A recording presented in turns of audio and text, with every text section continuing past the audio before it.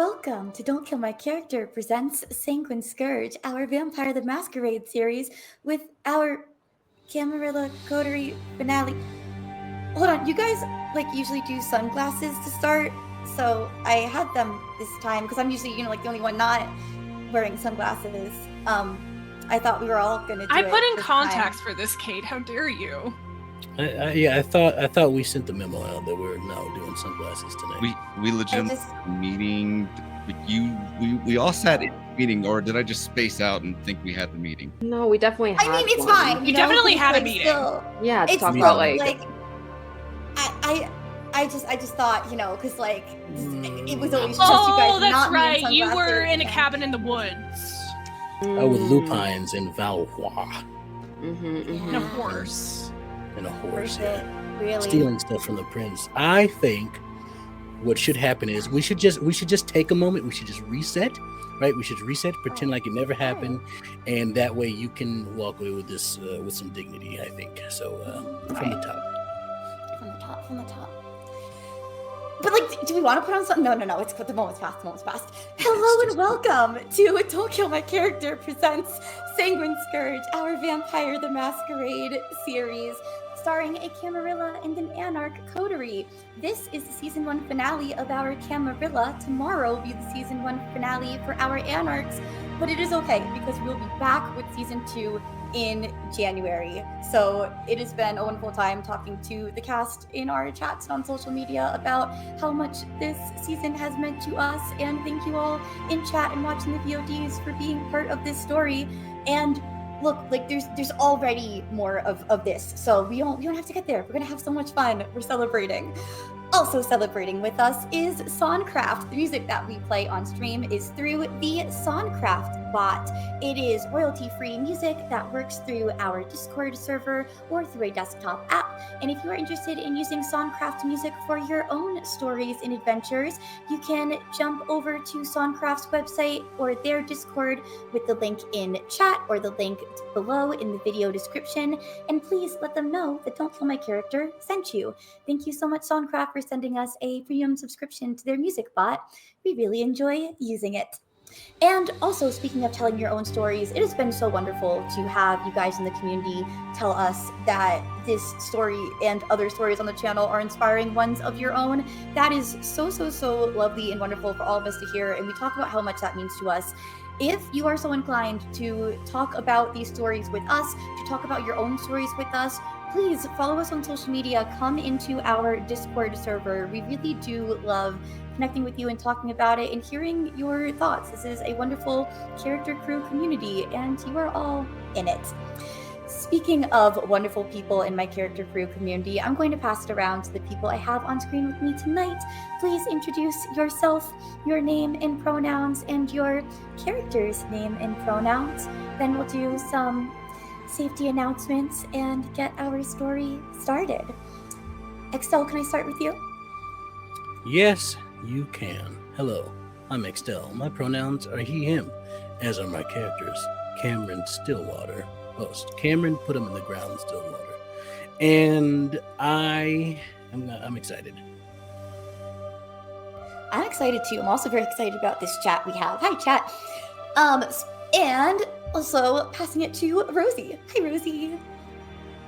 Hi, I am Rosie. My full name is Rosalie, but you can use any shortened version of it. Nicknames are great. I love them as long as it's a nice nickname and not a mean nickname. I use she, her pronouns, and I am here playing Leonia Rodich, who is also known under a couple different pet names like El Latke and Katerina Bartels. And yeah, I forgot if I was going to say anything else. Oh, she also uses she, her pronouns as well. Malkavian, let's go. I love it. We did get a note in chat that the music is a bit loud. I don't know if we want to turn the volume down a smidge. And thank you, chat. You guys let us know how that volume level sounds. Well, I pass it over to me. I'll say myself next. I am Kate, aka Kate the Great Cosplays, she, her pronouns for myself, and for my character, Mélidine Décarie, who is also she, her pronouns, a Ventrue. Last week I said she was what if crying in the club was a person. This week I will add the detail that, did I say that on stream or did I not? This week I will add the detail that She also, actually, Rosie helped me come up with this one. She was a dancer, but it didn't quite suit her as well. She was quite judged by her dancing teacher, so she switched to being a singer instead.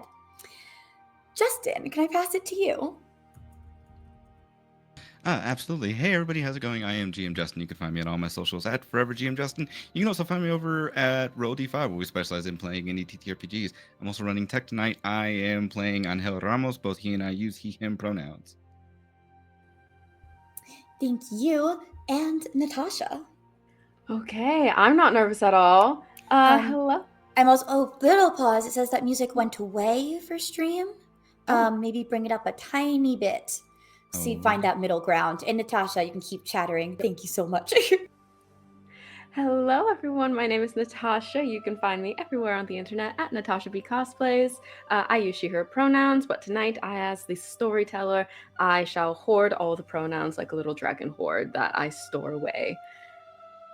And like Tzimisce for pronouns. Oh, did you have something else you wanted to say? No, just to check in with everyone. Yeah, I have a few more announcements to make.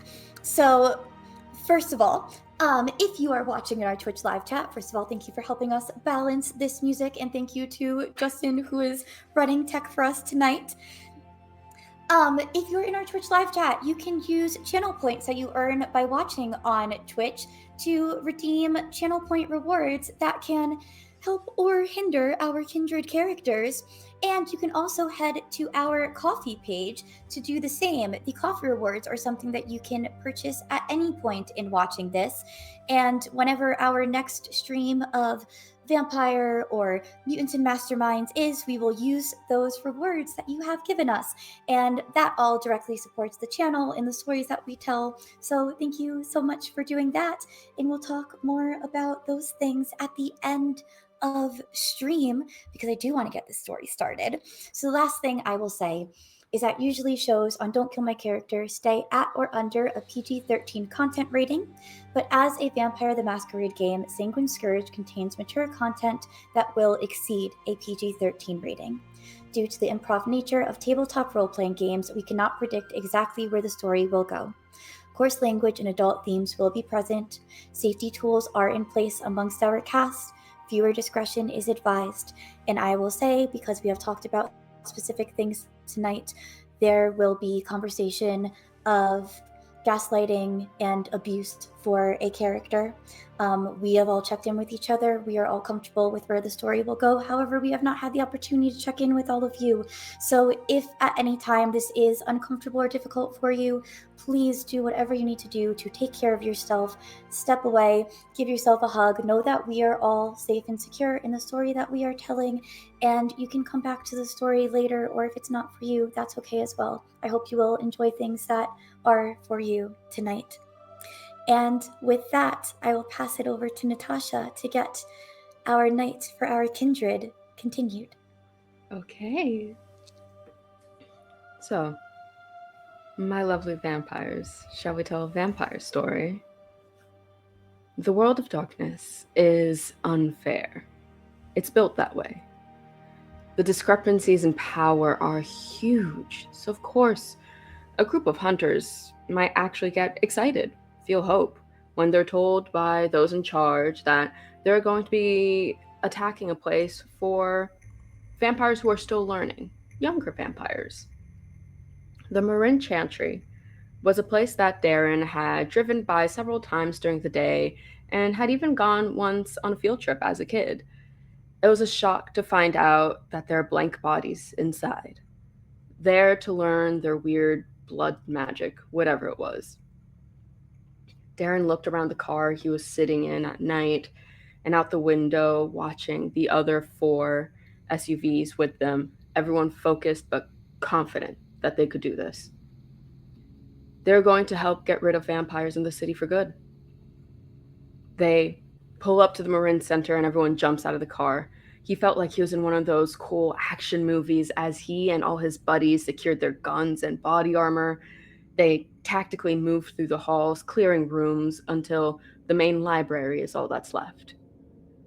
As 2 of his friends, Louis and David, breach through the doors and step through, he suddenly feels a spray of liquid covering him and those around them, and a statue suddenly covering the open doorway. He slowly looks down at the now remains of Louis and David as the voice rings out. Gerald, you got our friends all dirty. They haven't even been inside yet. The statue starts to move before your very eyes and steps out of the way. Everyone comes out of their shock and points their guns at a young woman with dark hair, a long crimson coat, and most notably blood floating all around her in different moving, arcing patterns, and each of her fingers extended out with blood frozen into claw-like shapes. Everyone starts to fire, but there's no sound, just flashing lights of muzzles going off. Within a few minutes, everyone's gone. It only got worse after another blank body showed up with this ability to make your friends turn on each other. The woman, injured and bloodied, but very much still standing somehow, seems to do something, and out of the bookshelf a few more women appear. Darren tries to drag himself away, but hears her say, "Make sure to scour the room. Take this time to practice gaining information from the dead. Valois, it's good to see you. Can you take the neonates and change some of the chantry doors for security?" "Of course, big sis. It's so good to see you. Don't hug me." Then a whistle rings out, and as he is about to reach the door, it feels like concrete lands on his calves, pinning him in place.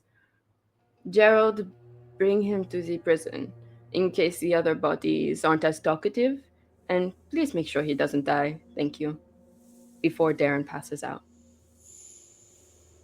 Ángel and Mélidine, as you two walk outside with the woman claiming to be Cameron's sire leaning on you two, you see Daphne running up to you three, and slowly, before she can get too close, the woman in your arms shifts and seems to grow slightly as Daphne finally gets in eyeshot. "Ah, Jean-Luc, what are you doing here? What has happened?" You two, Ángel, Mélidine, correct?" She Yes. seems injured, but is moving fine on her own. Still same crimson coat. Glasses covering her eyes. Where's Robert? Last I saw, you see, looking now, a different voice coming out of the person. A man. Ángel, you recognize him. This is Jean-Luc, who you recognize to be the Scourge of the Camarilla. Very different person than the one you just carried out. Last I saw, he was chasing after Marcus. I have to go after him. And Daphne seems to pull out a couple things and concentrate before saying, where is the prince? Where is Ariel?" And Jean-Luc kind of raises a hand saying, It's okay. She got out. She's probably around the corner. We called her car up. Okay. I am going to go after Robert.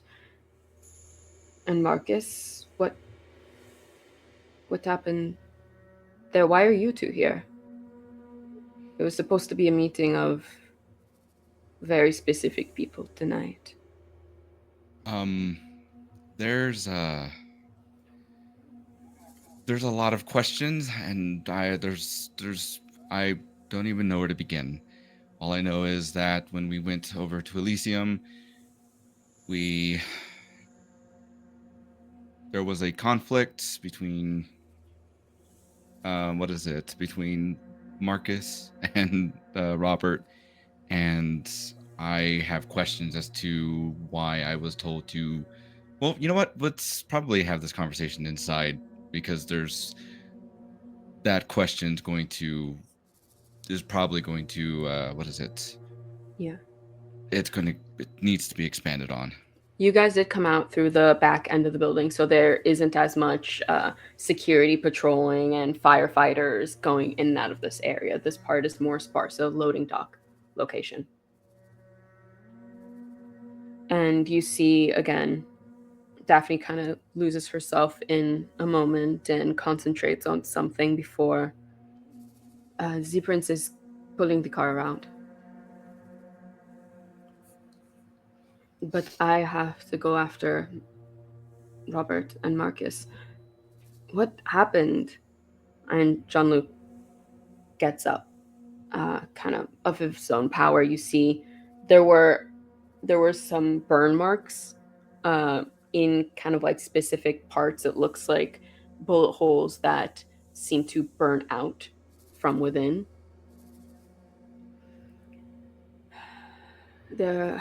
Marcus betrayed us. I don't know what happened. We were all there for a meeting, and your sire appeared. First the humans appeared, the kind, and showed up with their machines, with their fire. So we went to our safe room before. It was Robert, the prince, and I. And before anything else could happen, I started to try and... I was focused on my sorcery. I didn't see it happen before Marcus attacked and tried to kill the prince. Why would he attack? That's the one thing that's been puzzling me, is that why the betrayal? Why any of this? Could he have been under someone else's control? I don't know. He didn't... He seemed both lucid and not, is the best way to describe it. He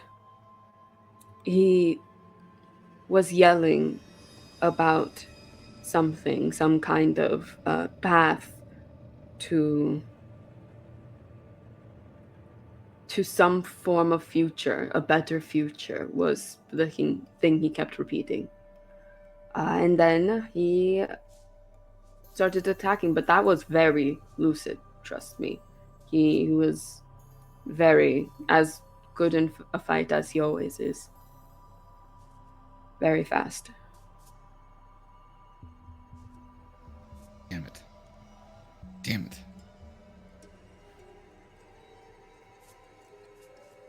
Oh no. I mean, perhaps if you could find him, he would tell you more about what's happening. You two get along quite well. He trusts you. You're going to see a look of concern on Angel's face as he replays the events of that night not that night, but earlier that evening, with Robert saying, prove your loyalty to the Camarilla, but disobeying because of not knowing this information. And he's going to say, yeah, I'll see what I can find. I got it. I'll take care of it. I mean, are you... Should we go now, perhaps, or go to find Cam and Leonia? We could leave here and start on something else. Daphne kind of goes, I have to go now before I lose them. I'm not as fast as either of them, so I'm going to go now to find Robert. I need to make sure he's okay. And she runs off. Jean-Luc, kind of you there now, having a moment with just Jean-Luc next to you two. Right. We can all go to my home. That might be one of the safest places right now in Quebec. Yeah, I'll shoot Cam a message and let him know. Cameron knows where it is. Okay. I'll just at least let him know that where we're going to be. I'm sorry about that. I didn't know. There was little control over the situation. Right now, I wish I could go after them, but I'm not as fast. It's okay. I need to make sure Cameron's okay. Knowing him, I'm sure they're doing okay, but we'll check Where in. is he? Why aren't you all with him? Well, we had different priorities. Mine was making sure that Marcus was okay, and well, he went to go check to make sure that Leonia's sire was okay too. So Dana. yeah. Okay. So we went there. We split up. If Dana's in trouble, I don't know. Who would attack Dana? I mean, same as there's lots of attacks happening. Perhaps I don't. Are they all connected? Maybe. I don't know. I mean, obviously these are some kind of kindred hunters, but I don't know why would Marcus, out of everyone? I wish I could kill him. I know.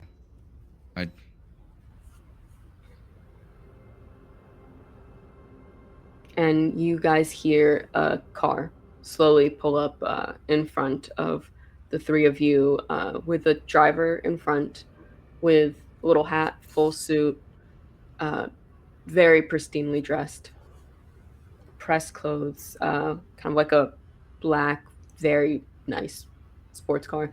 And in the back, you see the prince, a little worse for wear, but clearly was well protected by the other two in the room.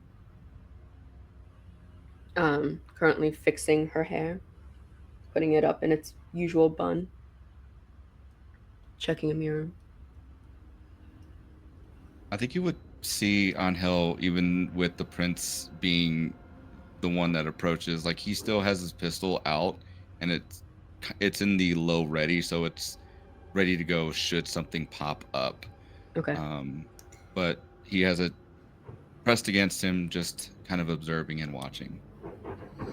Mélidine is trying to stand as tall as she can, and she's also looking to see if anyone else is in the car with the prince.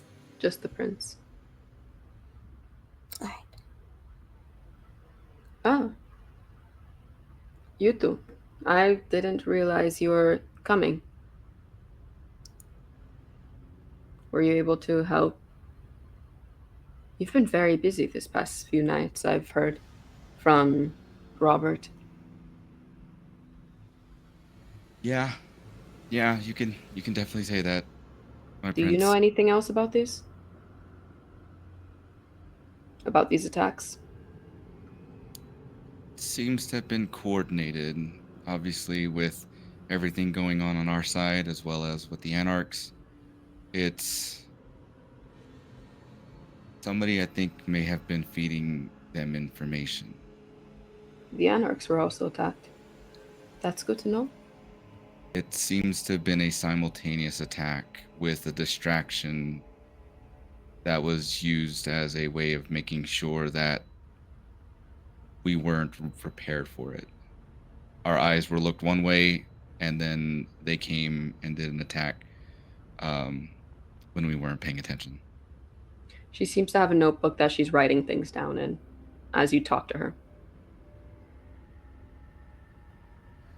It's good to see you safe and well, Your Grace. A pleasure. I want you to know, Penelope wasn't there tonight. She should be safe. I thought you would like to know. Thank you.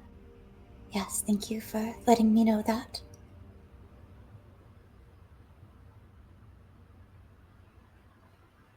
Is there anything else we can do to help you, Your Grace, to know? I don't know. Find the people who did this and kill them. But that's going to be a longer thing, I think. First, we need to find Marcus. I'm still troubled, my prince, by the reports of him betraying us. You've known him longer than I have, obviously, but to think that my sire may have been a pawn in this is very hard for me to believe. As was I to hear. As was I to be betrayed by him. You understand what this means for your sire? Unfortunately, I do. I also understand that certain actions may require answering to, and I'm prepared to answer for them.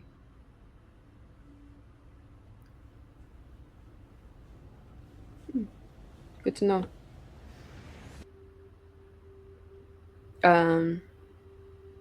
She lets the tinted window close again before the car drives off into the night.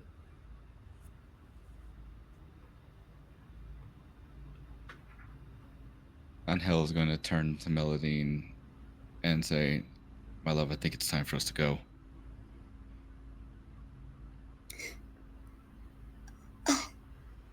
Ángel, what does that mean? You answering for...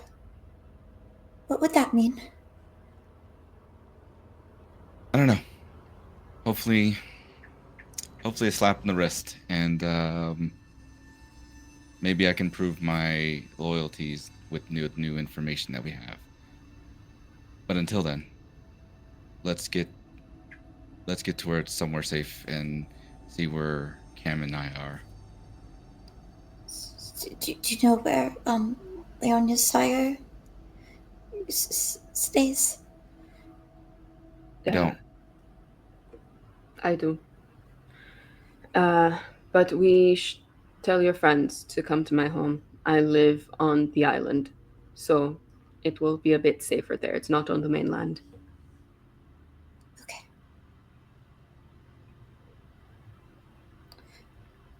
And as we pull away from the scene, we zoom in the hospital. Alarms have started blaring with the sound of your gunshot going off, Leonia. And you stand in front of the door where Dana should be behind. Cam, since you're closer to this ward's entrance, you're starting to hear movement coming from the main body of the hospital as people are moving towards the door. Does it sound like people in armor and with guns and stuff, or does it sound like It sounds like possibly the night security guard. Definitely doesn't sound like just doctors concerned, because they did hear a gunshot. So okay, I'll wait for them. Leonia. Is the door unlocked? It is. It's this big metal door, and as you open it, you see Dana clutching Natalie, her ghoul, lightly in her arms, and as you look up, you see a stake protruding from her chest, clearly just slightly off target. Dana clearly was crying with blood staining her face. How many hunger points are you at? 3. Okay. So you're okay. You smell the blood in the air, and it's enticing, and it's a lot, and you know how strong she is, but you steel yourself. I'm here. I came as fast. We came as fast as we could. What can we do? We can probably, Cameron has probably taken care of, we need to get out of the building. We can probably make a path. There was an alarm started going off because I wasn't thinking about the noise. She is coming up to them and like crouching down to try and look at, see if she can help with this injury, what it may be. As you go in, it's almost, Dana's face is almost placid, as if she doesn't know what's going on, as if nothing bad has happened, despite evidence of the contrary. And you see as Dana gets up, fully, without even thinking, seemingly not noticing Natalie's dead body. And as she gets up, the body just falls off her lap to the ground. There was danger? Has it passed? Not entirely, but it's not as bad as it could have been before we got here, I think. I don't know, we made our way straight up to you as quickly as we could. Dana appreciates it. Dana's unsure of all the series of events, but appreciates it nonetheless.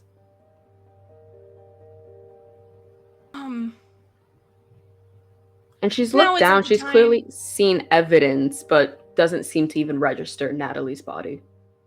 Yeah. We should, if we go, we should take, Natalie with us, maybe? I don't know, there's other bodies, we can't take them all with us. Now isn't a time, but, like, what's, just while we wait for Cameron, because he said he was coming, what's it mean when somebody else gets tangled in the web? When the web tangles, relationships are formed, bound, people connected. New paths are formed when tighter bonds are made. Okay. So that's not normal. The web is everything. If the universe is normal, then yes, the web is normal, and its tangling is as well. As is a crossroads found in the middle of a field. You need to decide which strand to pluck. But it's all connected, isn't it? Some have been tangled. If you pluck one, it might lead you to another quicker. They also have paths to each other. Okay. Is there a wrong one? If you and Dana were to deliberate that, we would be sitting here for the next millennia.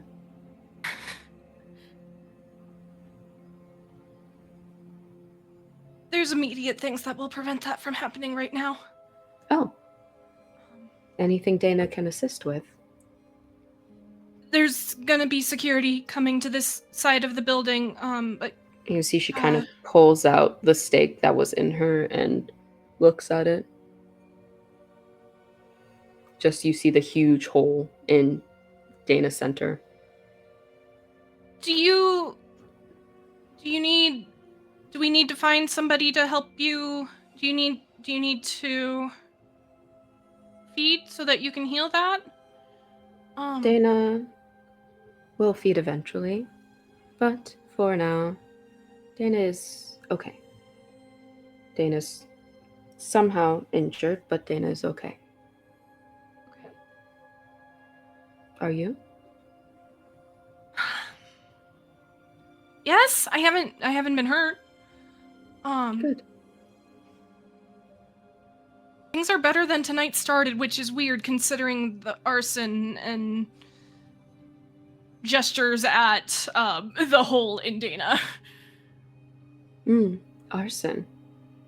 Strange. It's not just here. They're attacking everywhere. Kindred are known to be, and also not just the tower, Not just the Camarilla, also the Bannerons, and even just some people who live in Anarch territory. Some of them we know. Then Dana's home isn't safe.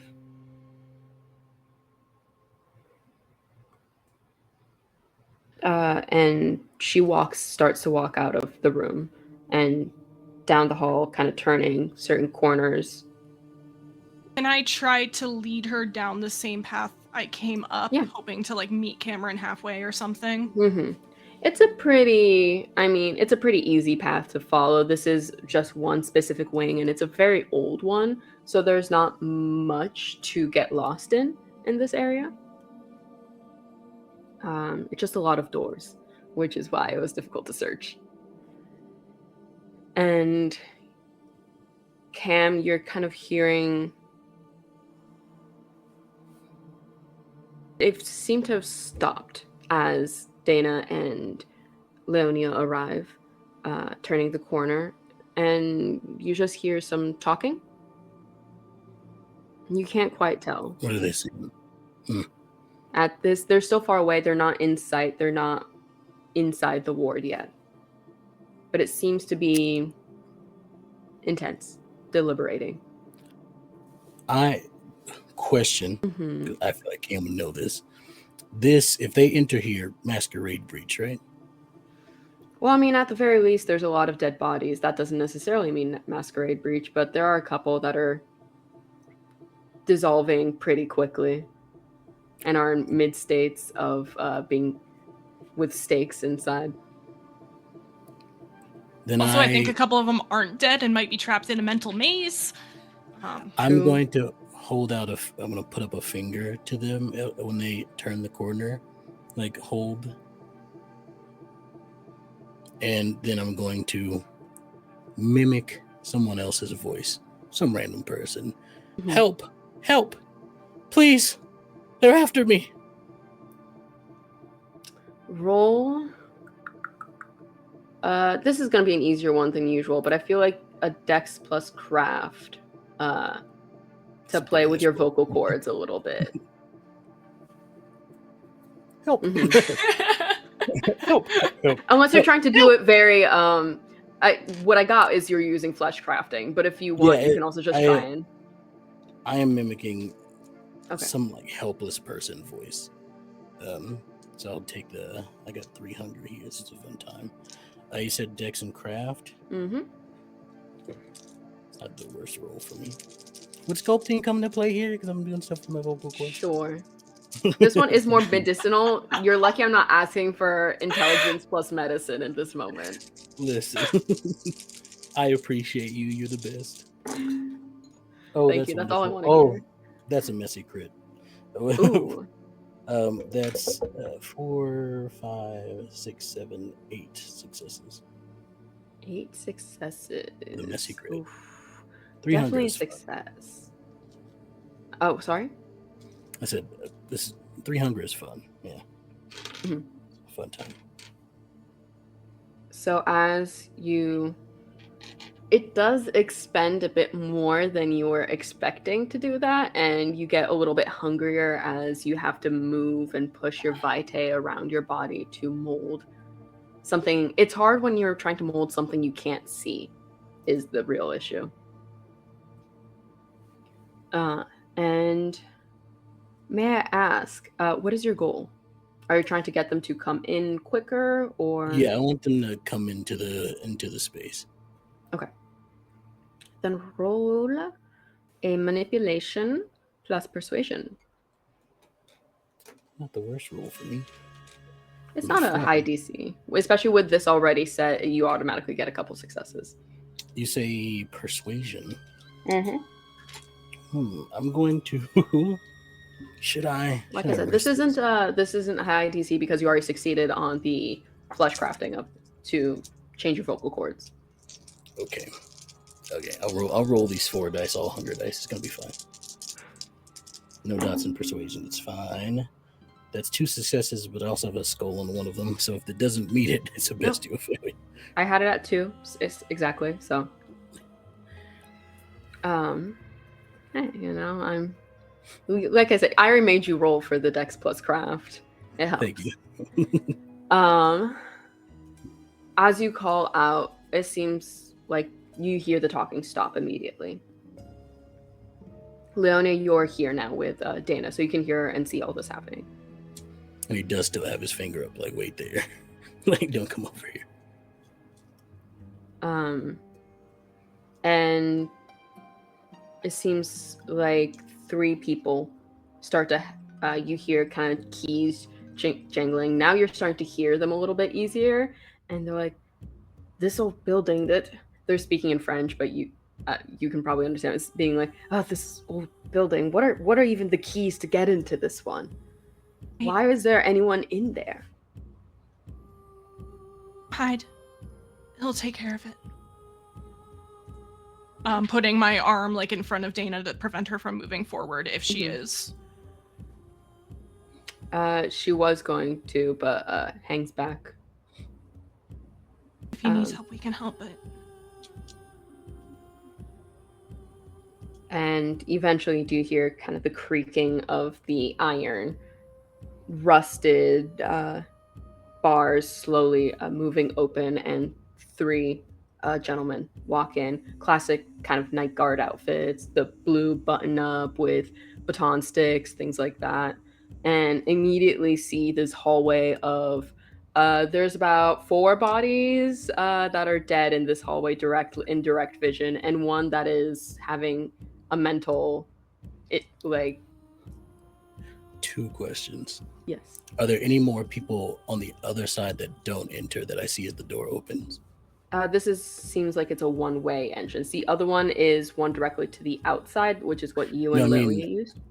Like people, like these security guards coming in. Are there any more on the other side that don't come in? You didn't hear many voices. It seems like they're just kind of coming to check it out more than anything. And as soon as the first one walks in, and they sort of, as soon as the door closes behind, I'm still doing a like help, and I'm just kind of like doing all this. And as soon as the door closes behind them, I look up, mesmerize, kill your friends. Okay. He's gonna try, but it's gonna be hard. Okay, cool. And no roll is able to be made on his part as he turns to his friends and starts trying to beat them to death, but only has his hands and this baton in his hand. And the other 2 are very quickly able to overpower him as you see them kind of take they get hit obviously out of surprise the first few times, and then are like, what's going on? Who are you? What's going on here? And then I have guns. I rush over there and kill them myself. I am disappointed every time. Every time they don't have guns. It's a hospital! How dare the hospital guards not have guns? Exactly. No, the audacity. And it's also Canada. Yeah. I go over there and I kill them myself. Okay. I was trying to do something cool. It was really cool, but See? Okay. Roll. Are you just going for full brawl? I'm trying to squish their heads. Okay. Strength plus brawl. Except the one that I mesmerized. That's the only one I don't try to kill. He's partially subdued, being pinned to the ground by the other 2. So they are kind of busy with this guy, so you'll have full surprise on them. Lovely.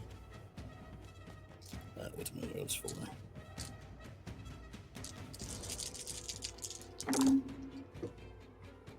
That is...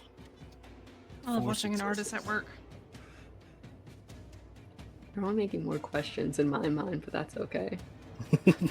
Why did the guards go missing? Don't worry, I have a plan. Justin, can you take a look at Discord, please?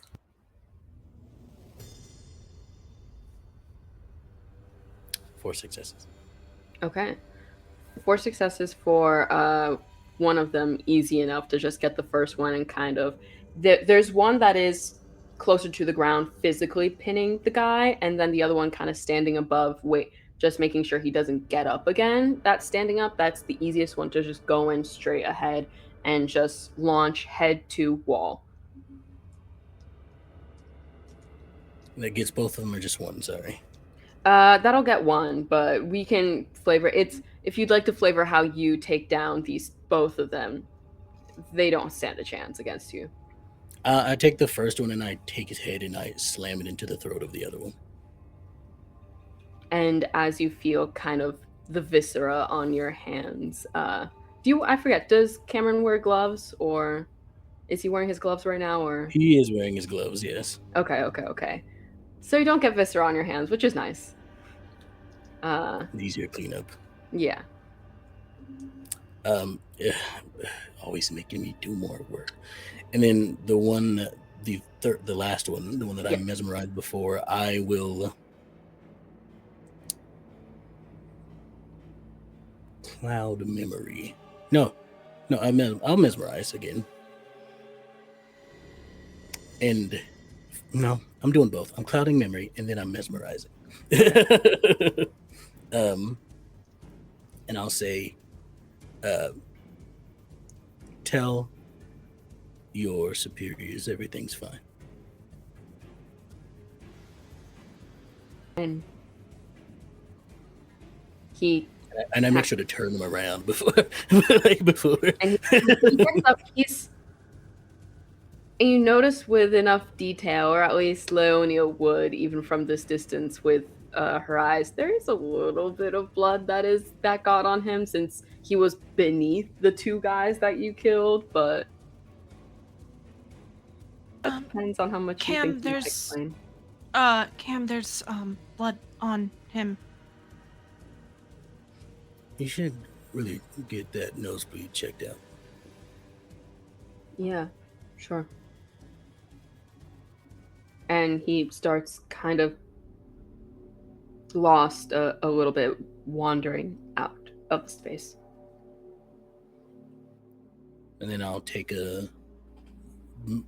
some type of, if there's a hospital bed, I will pull the side panel off and just take off one of the to use as a rod to stick in between the door, and he bent it.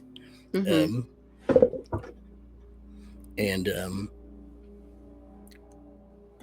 All right, I thought that would go smoother. I'm sorry about that. That was pretty smooth. Thank you. They didn't have guns. No problem. It's a hospital.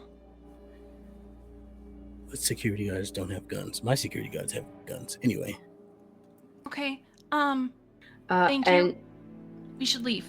Dana kind of goes up uncharacteristically and goes to kind of, with a big smile on her face, is kind of going up to you. Oh, it's been so long. It's been so long since Dana's seen you. How are your sorceress studies going? Did you have a good time? She might be remembering the future. This is Dana. Dana, this is Cameron, but you've met him already and later. You know what? I'm not gonna question it. Hello, yes. My sire is Jean-Luc. Yes, I know Lucia. Oh, you do? Yes. All... They are very nice to Dana. They check in. Okay, that's nice. Oh, that's good. Yeah. We're here to get you out. Shall we go? Is there anything you need here? I can kind of send some people to kind of burn this part down. Controlled. Or clean it up. And whichever. kind of, very nonchalantly how she's been treating everything. The one that seems to have been in a little bit of a mental stupor, she just kind of goes down, bites, and drains them dry. Yeah, that's a good idea. Better? Yes. And you start to see the hole in her chest start to close. Do you think we should go back? We need to... I don't want to make Dana come with us to another place that's on fire. Let me check with Around this time, you'd be able to see the text from Ángel. Oh. Oh no, we're good. We can go to my sire's place. Is it on fire? If it is, a lot of people are gonna die because she's gonna be pissed. I mean, most people are when their house gets arsonized. I mean, no, Dana, she almost killed someone because someone moved her do kettle. you have a It's place to go? Do you need to check in on anyone? It's not just here, it's everywhere. Dana knew most of the people here. These are most of the people Dana knew. Or were most of the people Dana knew.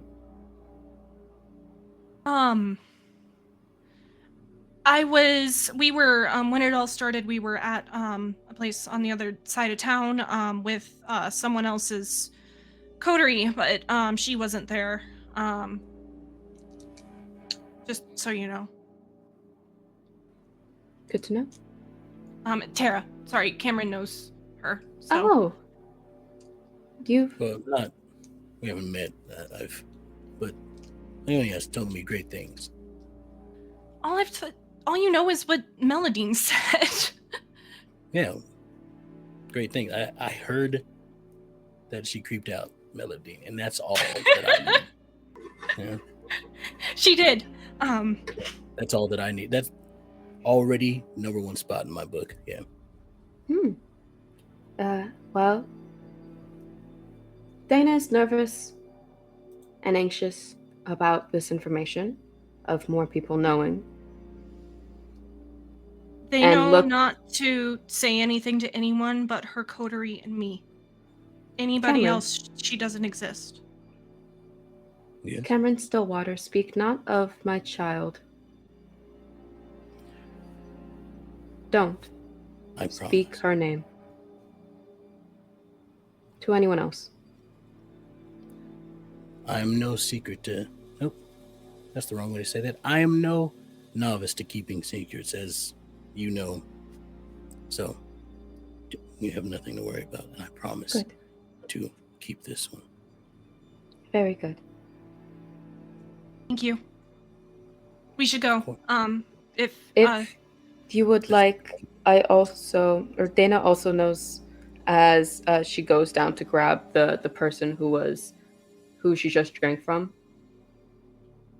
If you need more information, this man may provide it.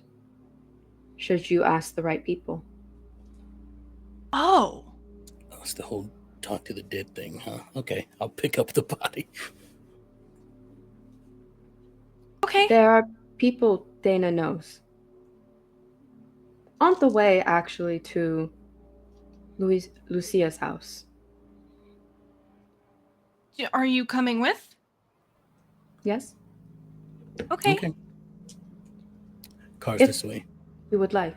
Dana may also stay here. Clean. Please come. I've got people. Yeah, don't worry about it. Very well. Be safer somewhere else. You can risk some of the mortals under my employ to clean this up. Do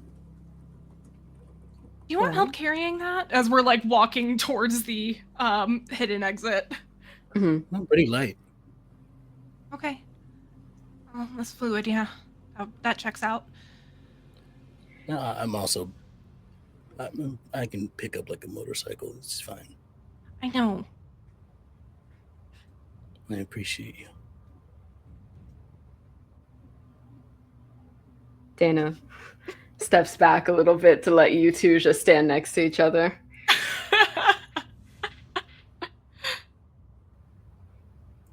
I let Dana take shotgun when we get to the car, for the record. And when you do get there, Dana does kind of pull out a little kind of zebra contact wallet filled with little like business cards throughout the whole thing, and goes through and pulls out a card and says, if you'd like to speak to someone who might be able to get you answers from this person, here they are. closes it, puts it back in her purse. All right. Excuse all the body pieces in the car. It had a little bit of trouble earlier. Mm-hmm. throw this other body into the back amongst the piles. It's been a busy night. Mm-hmm. Mélidine showed up on a horse. Did you know about that? I did not see a horse. Dana did not see a horse. It's hard. Really I wonder now if it was like a gold horse. Perhaps. We can talk about it later. I load the body up and get in the car. And you see on the business card, it's the name Giovanni Cemetery Home. I will it's the punch the information into my phone to... It's the Cimetière Saint-Pierre de l'Île d'Orléans. The Cemetery Saint-Pierre of the Orleans Isles, which is the same island that your sire lives on. Oh, would I know about this place? Would I know about... It is... I know this name. You might have passed it. It's on the other side of the island. If it kind of wraps around, it's on the side that faces Old Quebec, as opposed to your sire lives on the side that faces not Quebec, the quieter side of the island. Gotcha. And this is a notable cemetery. It is small, but it is notable in that there are a couple of more famous Quebecois residents that were buried here. Gotcha. I'm just gonna go with that Cam doesn't know about this name, and we'll just be like, okay, interesting. I myself am internally screaming, but lovely. I support this. But yes, put it into my wallet. Put it in my wallet, and I'll get into the car and make sure everybody's ready before I drive away. Okay. And as all of our Coterie members are heading to the island of Orleans, that is where we will go to break. Okay. Hello and welcome back to Don't Kill My Character presents Sanguine Scourge, our Vampire the Masquerade chronicle with our Camarilla Coterie. Thank you for joining us again for the season 1 finale of our Camarilla, which we decided that we just want to keep playing for and make a 12-hour stream until the sun comes up, because that's how vampires work. But I did point out that we will need to pass it over to our Anarchs for their finale tomorrow. So I guess we'll see how much more we have of this story to tell tonight, and I will pass it back to our storyteller, Natasha, to help us do so. Okay, let's jump right back in it. You drive through the night, the both of you, on the quiet island of Orleans, looking out at the St. Lawrence River. You're driving on the side that doesn't have a view of Old Quebec, the south-facing side.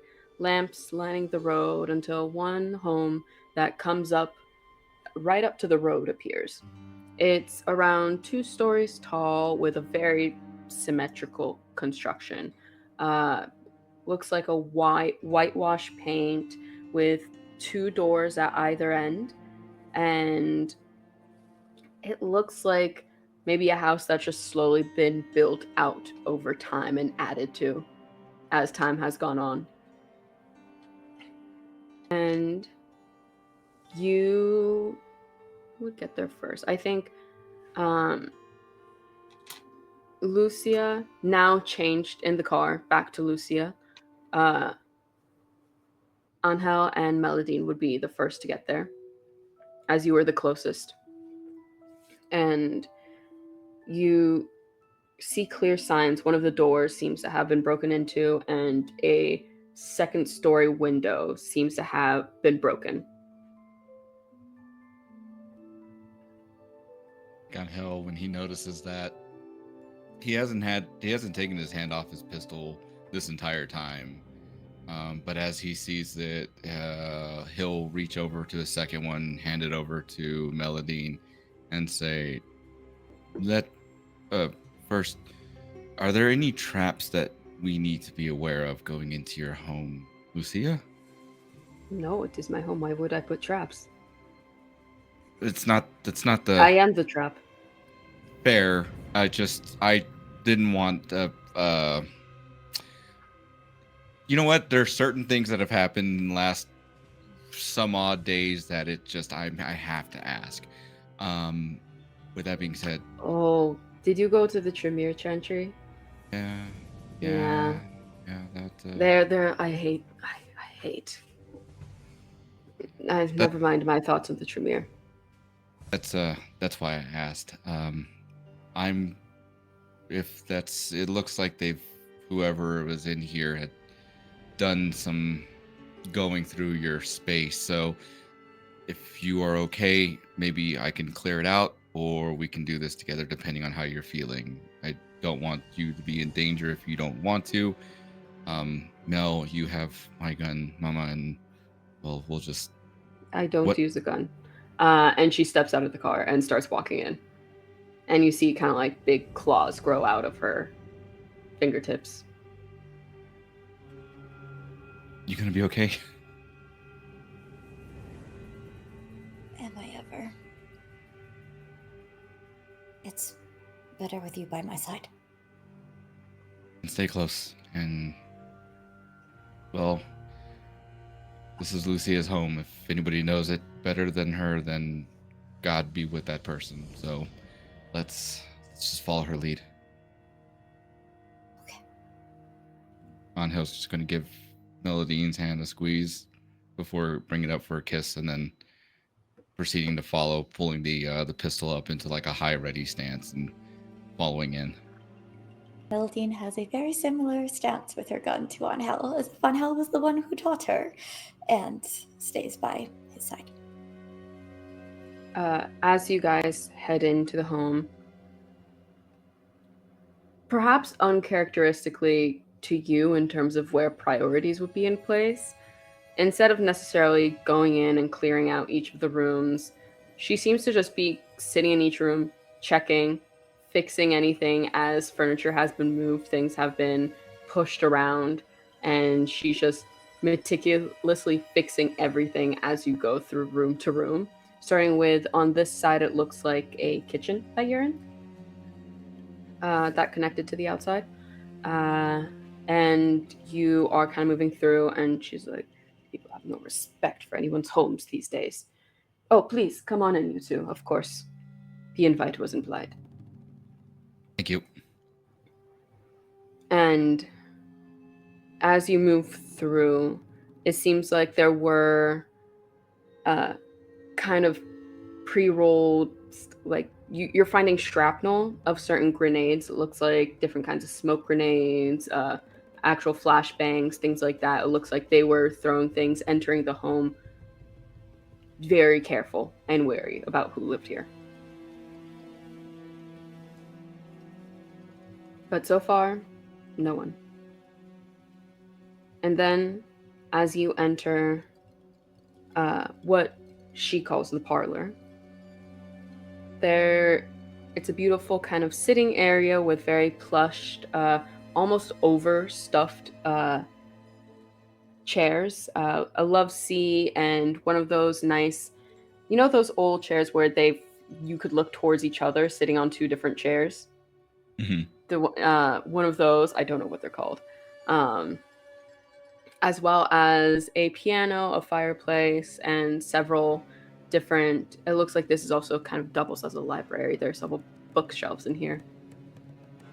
And you see a man sitting just right in front of the mantle of the fireplace. He looks like he's in plain clothes. Doesn't look to be all there. You'll see as they make contact, or as they see the person in the seated, Angel's just going to raise his pistol up, ready to shoot. But is letting Lucia, this is her home, as he's just there for backup. Mm-hmm. I think around this time, Leonia and Cam, you would also be pulling up to the home, and you'd notice the same things from the outside. I open the car door for both of them and help them out of the car. There might be other things to worry about when we get in there, judging by the second floor window there that's been heartbroken, but is there anything I should know about what kind of polite to be or anything like that? Just be. Honestly, I think you find the way. I just don't touch any of their stuff without permission. Okay, that makes sense. Thank you. And as you all arrive here, you're easily able to kind of track where they are in the home, especially with you, Cameron. You've been here several times before. And you also walk up to find they're just starting to approach this man as you guys walk into the parlor. Sense the beast immediately. Sure, make your roll. And so resolve an animal. This is the best roll ever. It's 3 dice for me. It's fine. Mm-hmm. We do have some chat rewards on the table. Oh, do I have anything fun? You have the ability to reroll a willpower from Shannon, and there's also an anyone can reroll a willpower. So there you go. You could willpower. Wildly, these are all blood die, so I can't, unfortunately. Yeah. Well. However, that is, if they're trying to not be detected by me, it is a composure and subterfuge, but I got 2 successes. 2 successes, okay. Looks to be human.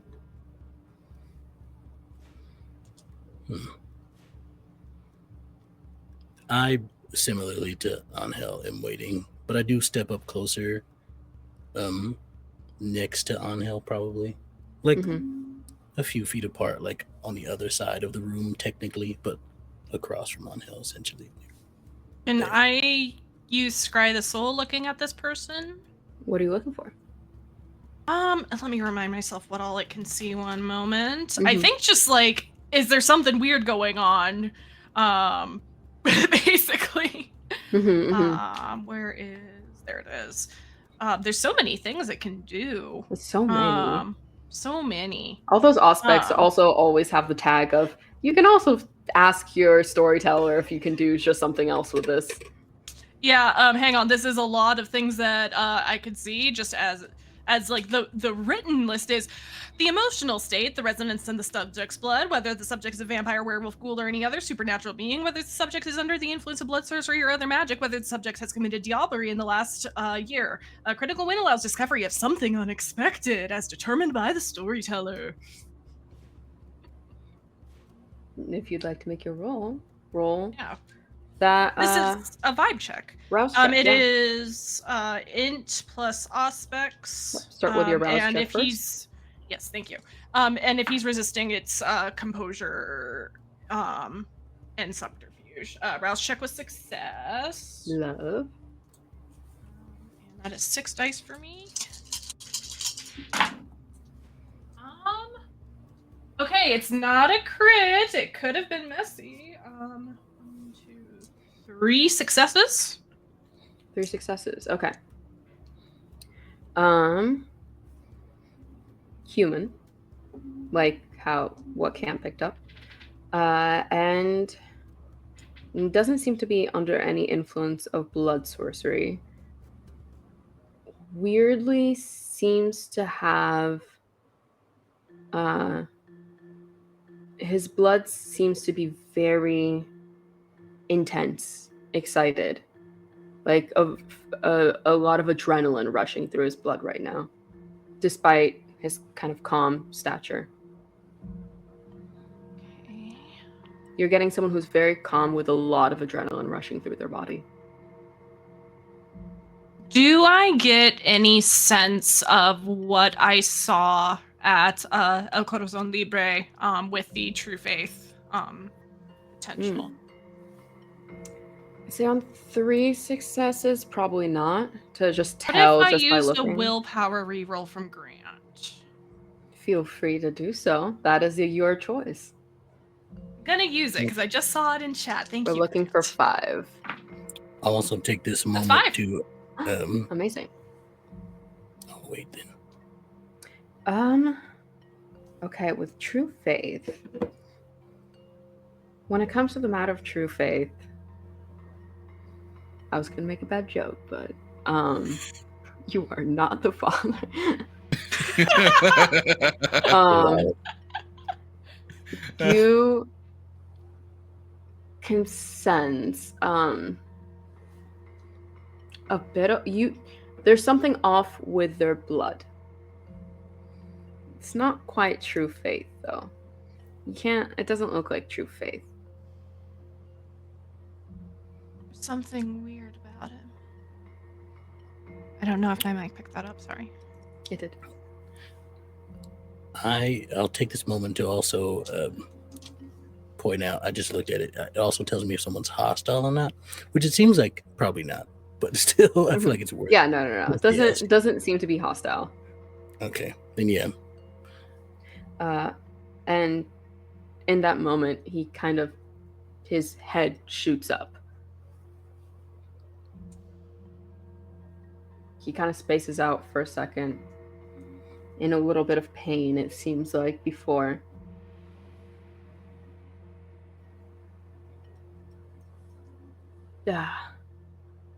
Why are you all here? Shoot. Who are you?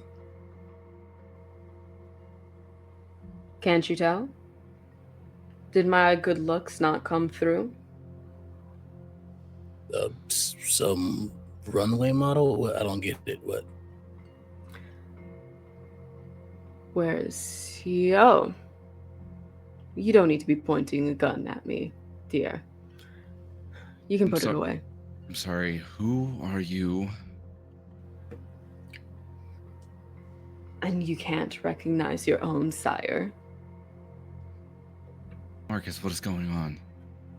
No. You're a human. That can't be somebody's sire. He's not kindred.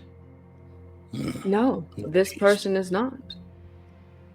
Like I said, not all my good looks have come through.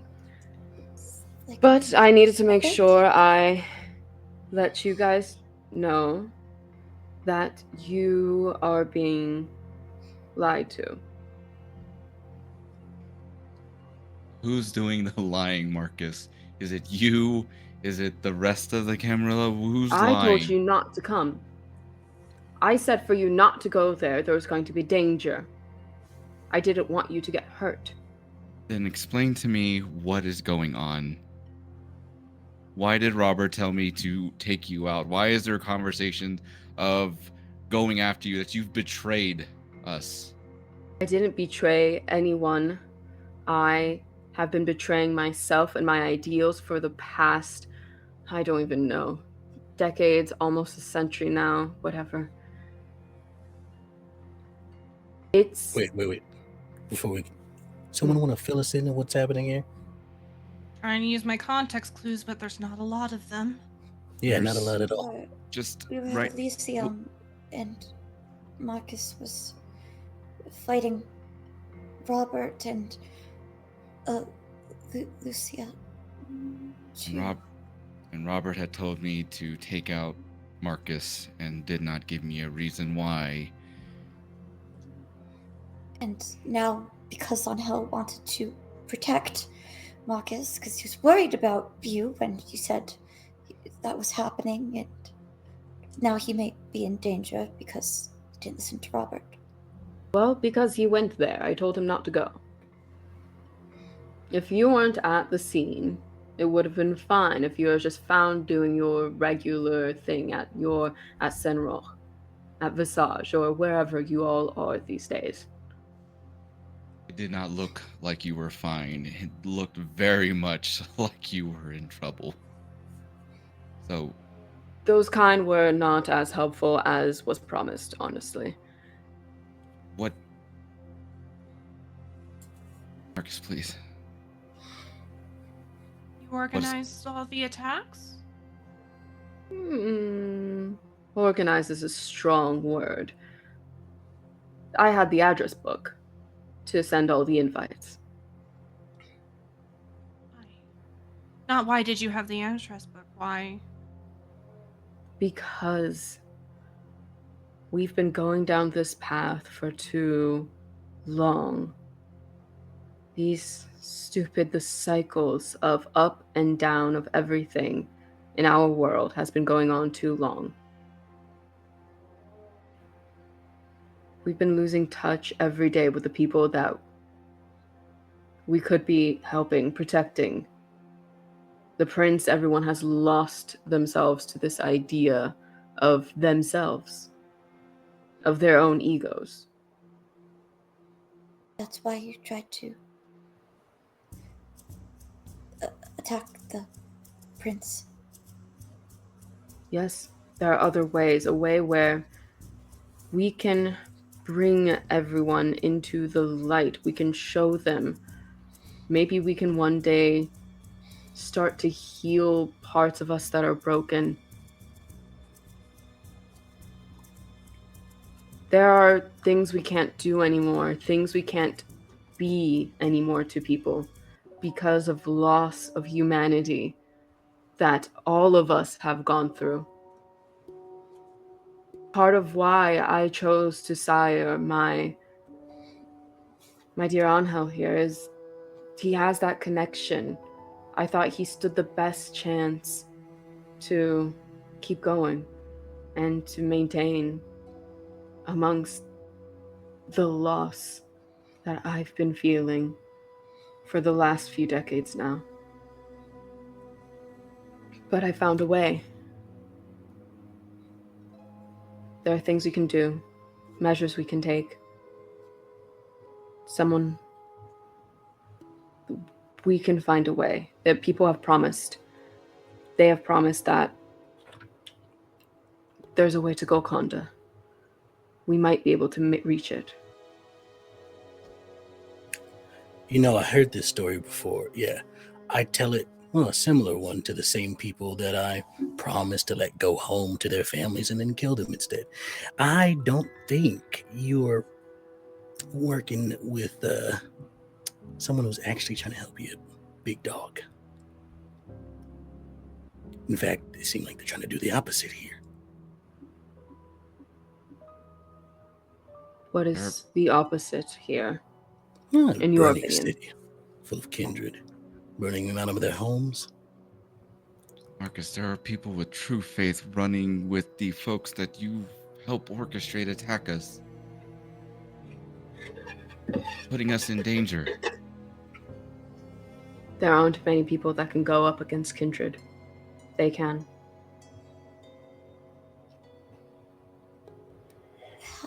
How do you know when they'll stop? How do you know they won't just keep going? Oh, they're under control. By They who? have their faith. Who has them under control?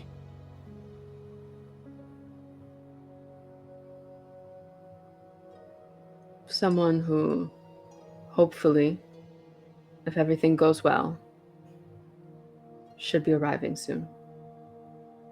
Can you just You're not talking about the second coming, right? This is this has to pat Ángel on the chest. This has to be a joke, right? Right? Is Marcus, someone coming here? No, not to this home physically. Marcus, tell me please that just cut the bullshit. Quit with the vague shenanigans that you're throwing our way, and just tell us. Give us something more than just some person that's going to do whatever. Just tell us, please. And you see the eyes of the person start to dilate. It's going to be a better future. We're going to make it. We can see the sun again. One day we'll be able to actually join our families in whatever is after all this. If we just follow everything correctly. It's promise. It's going to happen. I'm sure of it. I want to make sure that you all can go too. You all deserve it. The youth, you still have a chance. Especially you, Ángel. You're so good. And you can make it. I promise. You can build on something that I never could. That I had to risk losing so long ago to the prince's rule. You're willing to sacrifice us to get to that point. Not you. I told you to stay away. You were going to be safe. No one was going to go to Visage. I made sure. How do you know that they weren't going to stab you in the back the moment they accomplished whatever it was, Marcus? Faith. Something we've all lost. Faith in what? But they haven't. And I want it back. Don't Faith. you? Faith in what? Faith in some ideal that we can go back to a paradise where we can somehow be back with our loved ones again? I've lost mine. I can't go back to them, but now all I want is to make sure that when I meet my death, when I meet my true death, that I can see them again. I'm having trouble following the logic here. So you want to be human again, it sounds like. But it doesn't make sense to me, because if you want people to be with their families and you thought Ángel was going to be the key to this, then why would you take him away from his family? Why would you do that? That doesn't make any sense to me. Why would you turn him into the thing that you don't want him to be? It was before I met them. Before I was able to see the truth of the matter. I wanted to make sure. I thought I was trying to do what this group is doing so well with my own hands, and I failed, and I'm sorry for that. But they won't. They're stronger. They can lead. I've already seen it happen. They can fix whatever is broken. They can heal.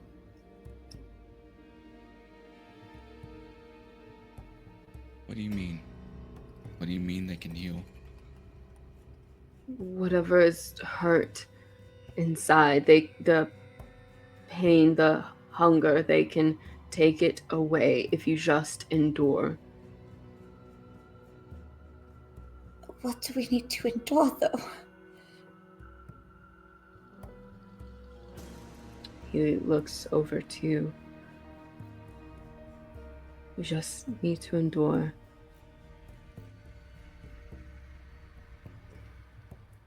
It's hard to explain. Marcus,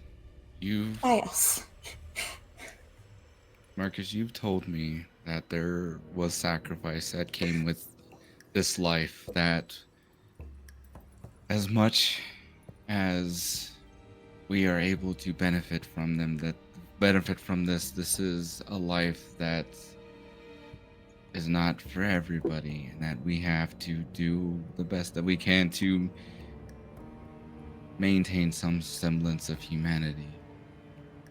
And you're gonna see as Ángel just takes a couple steps closer, pistols at his side. You see, and you might have noticed more specifically, you've been kind of concentrated on the conversation, but Cam, you see Lucia's kind of been pacing the whole time and has pulled a sword off the wall and is just ready at any point in time.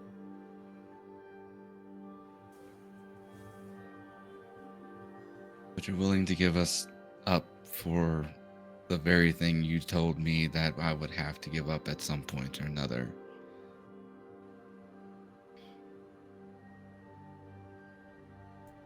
I'm sorry. But I found it with her. You don't have to. You don't have to. You can find a better way. It's too good to be true.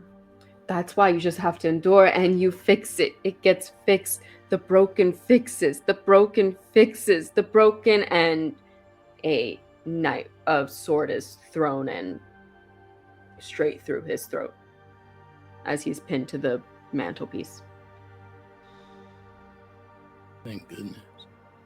He was gone. You was gone, Lucia says before sitting down on a chair, kind of fixing something that got like a lamp that got knocked over on one of the side tables. Was that like something Marcus was puppeting? Is Marcus actually somewhere else, or was that? Yeah, he's Marcus is not dead. Okay. He is fine. He is elsewhere. I don't know where, but elsewhere. He's close enough. Can we use that to track him?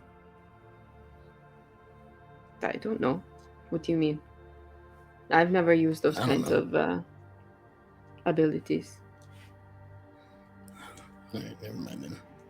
Sometimes they can call on to people from very far. Sometimes it's more limited. Mélidine has stayed next to Ángel. At this point, she's going to move to stand in front of him and put one hand on each arm and just look into his eyes.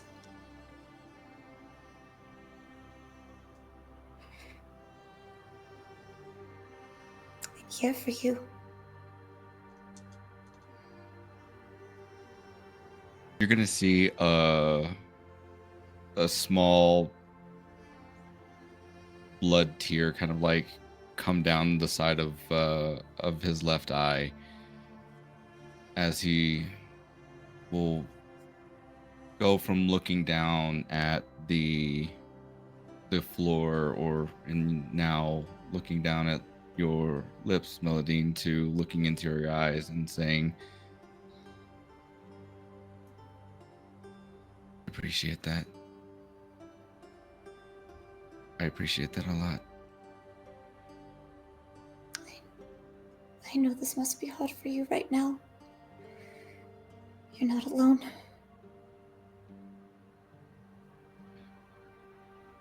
What do we do from here? Let us help you.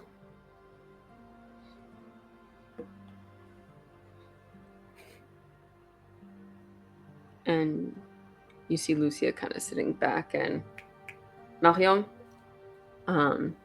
we need to clean up. And you see a gentleman in kind of a button-up, everything rolled up kind of like 3/4 with, you see he has tapped into his vein a little nozzle and a tap built in. That's connected. It's built out of flesh, it looks like. He stands kind of tall, has his hair perfectly combed. He's very neatly dressed. Oh, hey. It's been a while. Good evening. How have you been, Cameron? I'm good. Yeah, you doing all right? The person didn't do anything to you, right, when you came in here? I was able to get out of the house in time. No, okay. That's good. That's good. They didn't check any of the other locations on the property, so they seemed to be focused. Once they noticed there was no one here, they left pretty quickly. Yeah, I'll turn to Lucy and sorry, I brought extra guests, and I will gesture to Dana. Do you all require any beverages? Anything to drink? I'm might parched, yes. Would you prefer tapped from the bottle or tapped fresh? Fresh. I've been having troubles with bottles lately. Right away. Oh, there's also a rat if that's something else you're interested in. Oh, I've been having trouble with those. The door's been broken. We'll pick it up. And anybody? No? I please, but I'm worried about that too. So that it's weird because there was that thing with the not thin blood anymore, and that seemed like it was. You're so young, and you haven't had another kindred or anything. You haven't diablerized anyone. You shouldn't not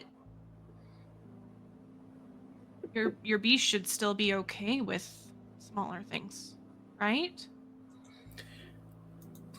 Yeah, probably, but I try not to think about it too much. I think we need to think about it. I mean, It's fair. you're gonna see as Ángel is kind of like seated down on a chair, and his eyes are very bright red at this point. He hasn't let go of Melidine's hand, but he will kind of look on up and say, "I did think it was kind of weird, that Thin Blood saying that the thirst has just gotten so bad. But just if you are having it, Cam, and he had it, Naya, are you experiencing something like this? No. No? No. So if blood I don't isn't... know how. I don't think they would have had. I don't know how or why, but I do think we need to be worried about it. There's something connecting them. If I the could blood... maybe I just him having a growth spurt. No, that's not how this works. Sorry. Lucia is also shaking her head on the chair, just going no. I never was good with the whole magic-y stuff part of this. Still But kinda you're gonna funny. learn sorcery. Would someone who was good at magic be helpful in looking at you? The Tremere are pretty good in general about finding information. Oh, Yes. you know what? I don't trust them, though. I don't want them to look at you. We'll find someone else. I also don't. No, it's fine because I'm also there with you. But I did drink from that pool, and Daphne did say something weird about it. You drank That was from just a kind of a pool. slurry. That was kind of what that was. It wasn't. Wait. So we brought the Thin Blood over to him in torpor. I wonder if they were able to find anything out from him. Maybe we were going to go back there to get the bloodstones anyway, right? Yeah, maybe they Yeah, can do lend always. they can lend us a little bit more information about that. Maybe it might not be nothing. Could be something. It's not nothing. It's not nothing. I'm sorry. Which name? Looking at Lucia, being like, I don't know which name you want me to call you right now. Yeah, my name is Lucia. Lucia. Sorry. I haven't gone I'm as just kind Jean-Luc for a while. That's the name I use for the kindred. Okay. I didn't mean to just jump straight to business without thanking you and all of that. Sorry. I appreciate it. You're Also- welcome, and thank you for the assist with getting out of the building. Sorry about shooting at you. I didn't realize that was you. I was at the already time. covered in more painful bullet holes. It's okay. Still, I just felt like I needed to say You did sorry. what? I didn't know that. What did not know that was. We had no way of knowing that was. We wouldn't have. We No, I'm wouldn't just. done anything to harm Oh. the control if we had known. They were I'm not mad. I'm shapeshifted. just saying that's a bad idea. Yeah. I mean, it's just like the way, like their appearance when we walked in. I mean, I would have. It did look like a scene out of Alien. Of course, I'm gonna start shooting at it. So I was like, I'm sorry. They got to It's a see bit one of of a my trauma. more. They got to see one of my more creative forms. I mean, that's Oh. definitely a Were way you- of putting it. What had happened to you there? What? Sorry, I shouldn't have asked that. What do you mean? What That's had happened to not me? I right of chose me. to do that. I think she means is. before. How did the fight start? Oh, I believe I told you already when we were at the parking lot, but I haven't told Right. Cameron and Leonia. We were in the meeting. It was a pretty standard one with the prince, Ariel, myself, and Robert and Marcus, just speaking on matters of Quebec at large. We have, bi-weekly meetings. And Just that. I'm sorry.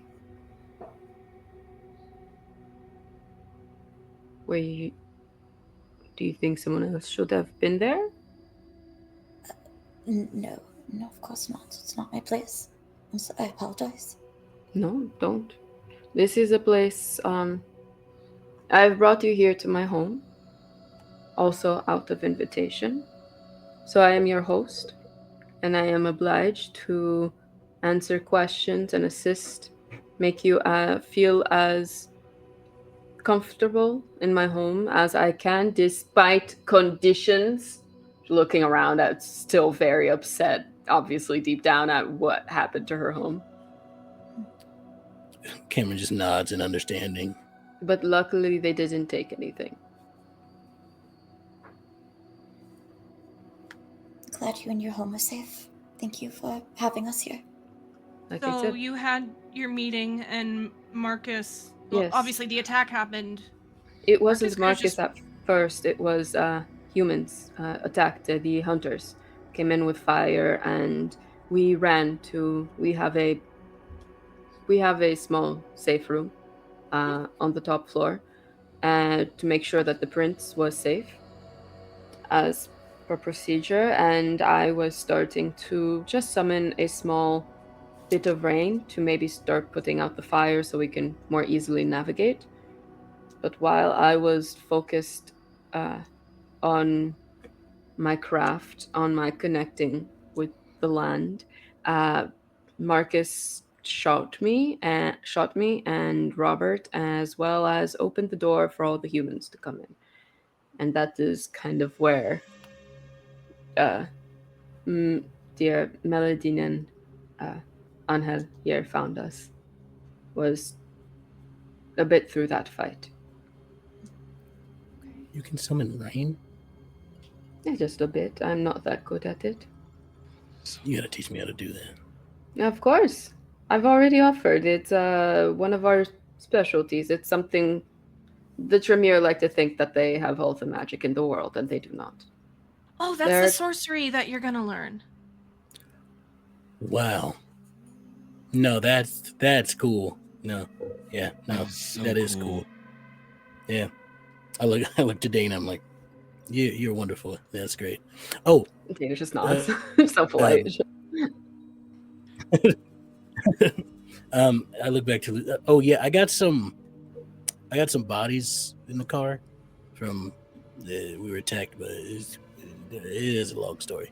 I got some bodies in the car. I wonder, do you have like a refrigerator? Can I put them in a freezer? I want to practice on them later, but we have a shed with ice that I can put them in. I don't like using the modern refrigerators for things. I keep everything in my ice shed. You don't get like one of those big like tub freezer? You know what? We'll get you one. No, but then I have to hook that up with electricity. It's okay.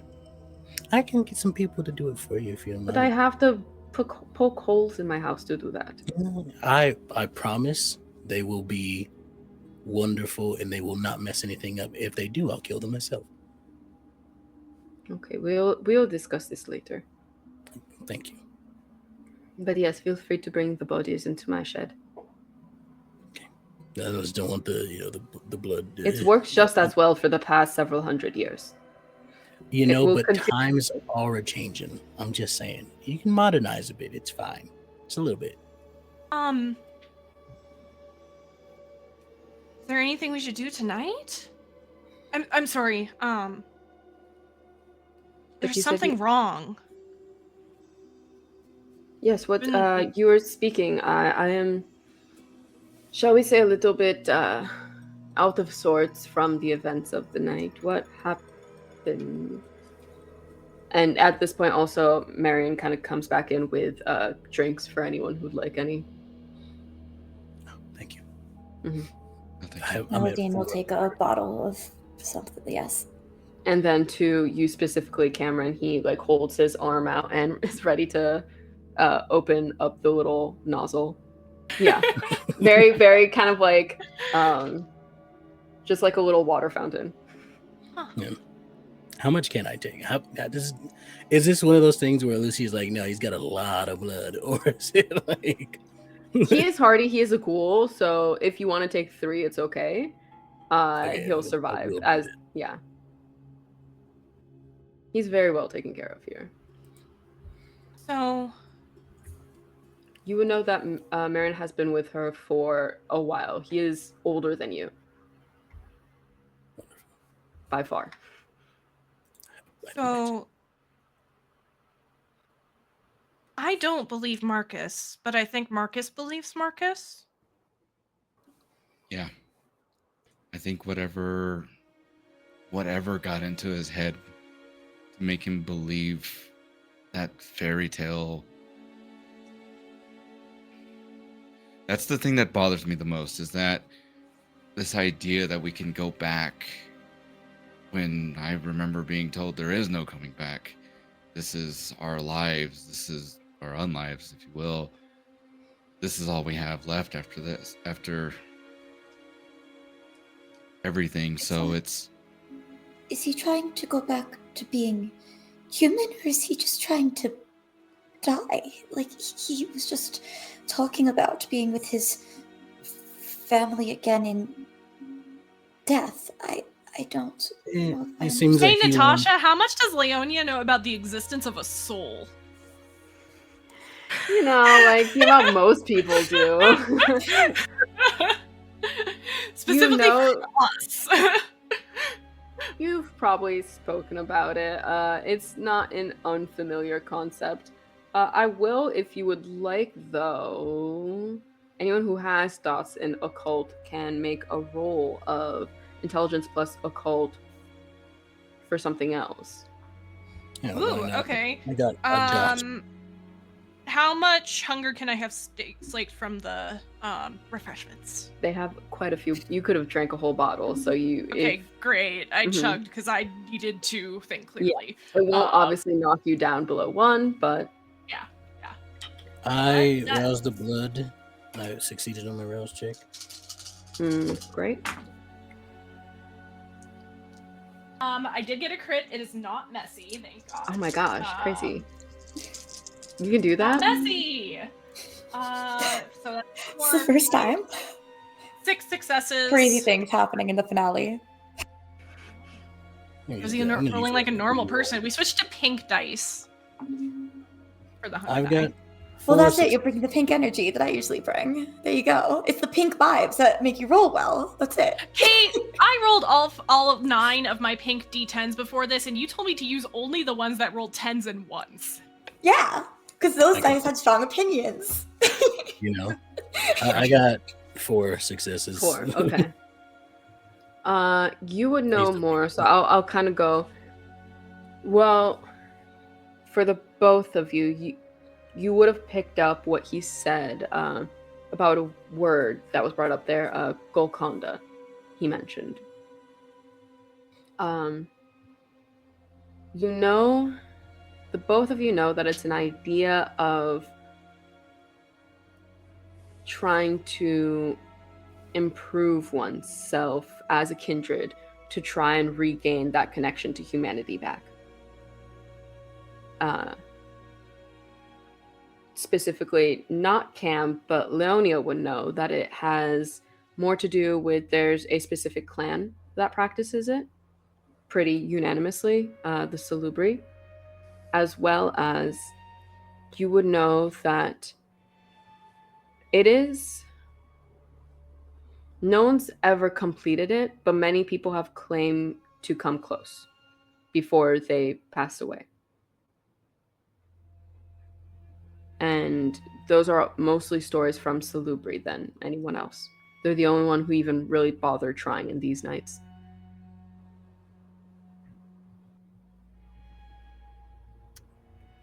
No one's ever actually done what he says that person can help you do, and anybody who's like, oh, I'm close, just experiences the final death like any other kindred.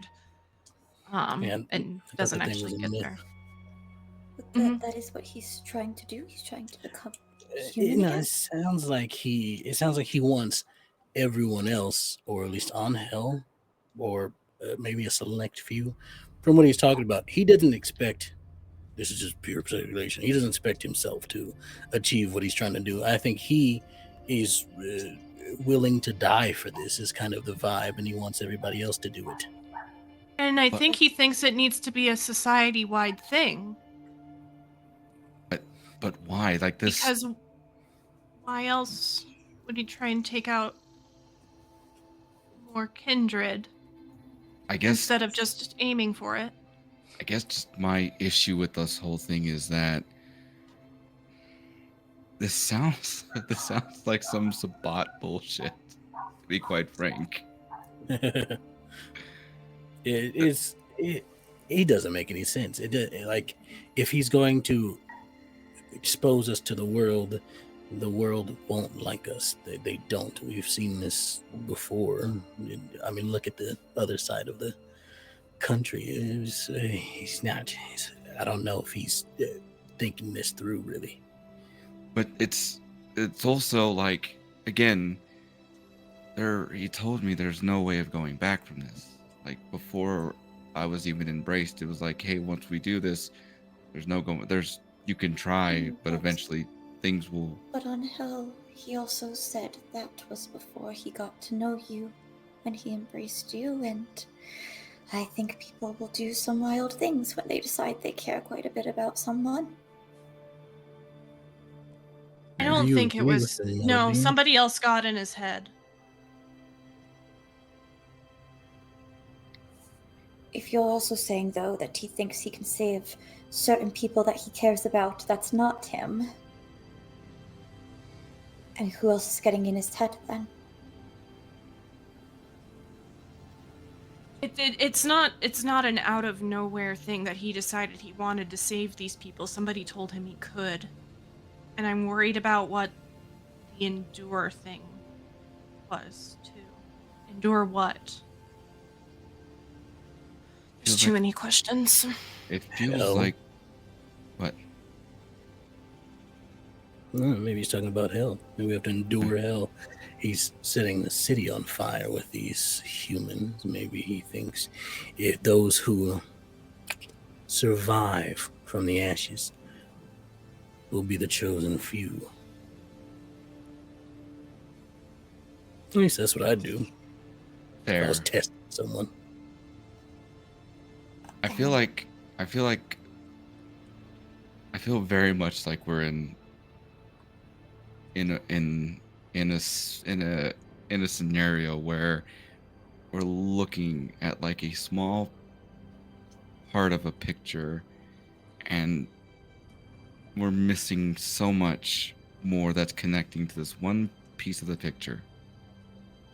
Like, I don't know what it is. And maybe I'm just not. Follow a thread. We have to follow a thread. That's the only way. We have to pick a thread. He seems willing to talk to you about it, though.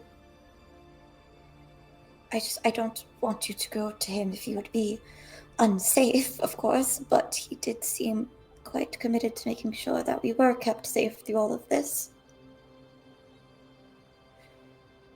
Oh. Kept safe or kept ignorant? Imagine kept ignorant. Mélidine, I'll ask Hanging you on to again. knowledge only protects the person who's holding it. I'll ask again, Mélidine. Do you agree with him? I hardly understand what he's doing. I don't know what's going on. I don't like that the city's on fire and people are being attacked and things are certainly not safe. I'm just trying to understand it. And what he's trying to do is what I think it is, and it could not be, to be honest. If it is really a test of endurance, see who comes out on top type of vibe, then it's really a free-for-all, and whoever makes it out, makes it out. So, Did anyone I not don't make it think out? it's- Are we aware of anyone who... I don't think it's just that he says endure, like we continue to, like it hasn't happened yet. It didn't. It seemed like he was already enduring it, though. From what he said, it sounded like he was trying to as well. I don't think it's a you have like the city burning. I don't think that's what you have to endure. I think it's something else. I don't know. I'm sorry. No, don't be sorry. We're There's- like you said, we're pulling at threads and seeing where they go. I think, Cam, if you were faced with a situation like this, Yeah. if you were to, let's start from the beginning, right? Someone potentially reaching out to Marcus and giving him this hope of being able to reach this point. And knowing how things have gone so far, what would be your goal for this? Are you asking him if I'm Marcus or the person trying to manipulate Marcus? Person trying to manipulate Marcus. I do what I always do, prey on their weaknesses, find what they care about, and then strike at that. Make them worry about it. Make him find a way to somehow come out on top from all the turmoil and pain and everything else that I would put them through. And then once they believe that they are free and safe, I'd pull their spine out of their back and put it on my wall. How does that sound? Interesting.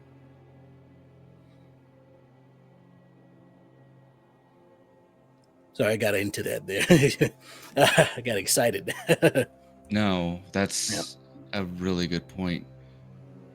If you can infiltrate the High Camarilla and potentially take out a good majority of the leadership, why wouldn't you try?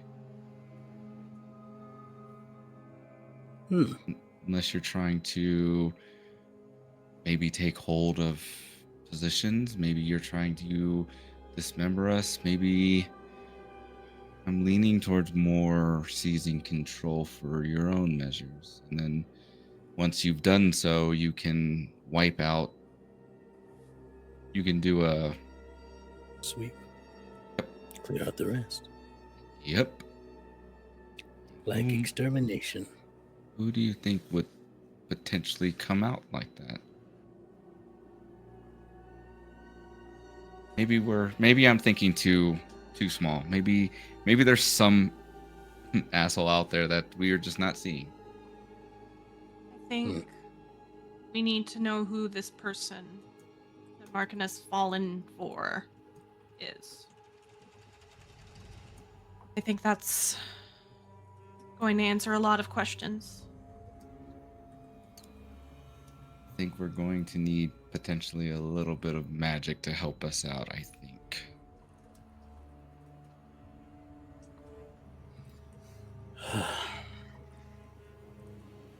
I don't know what to do. I'm sorry. This whole thing started out. I just felt We were like- supposed to be dealing with barons. I was on the track too. I almost had Jamal. You almost had your arm. I got I mean, it it was back. fine. It was fine. You got it back, but Yeah, put it back. It's nice. The scars healing up really good. Lucia kind of inspects as well. I fresh crafted it. Yeah, it's a good time, right? A little hasty. I had to go to the German insurance afterwards. You remember? We were in the car. Speaking of, Dana and I will go check on others to see what has become of everyone. Feel free to stay here for now. We'll just be in the other room if you need us. But we need to enter in contact. Looking at Dana, what do you think? I'm sorry. I should figure it out myself, but I don't know. What? I don't know. No one knows.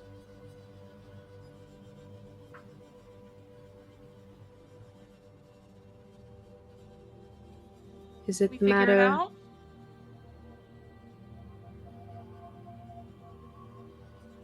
If you listen to the web, it will guide you.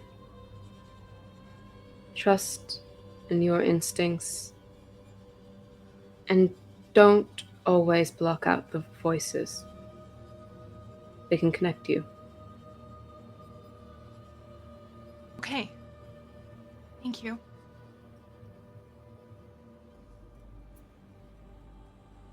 And you all also, who haven't seen her, kind of more notice now as she's moving around the big hole in her chest. That's still there.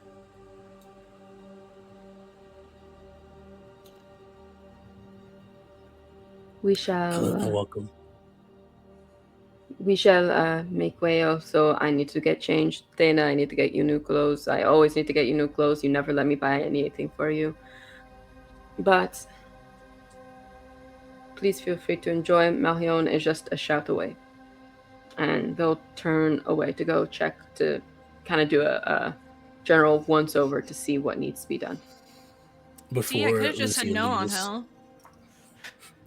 Before Lucia leaves the room, I just catch up and I'm like, hey.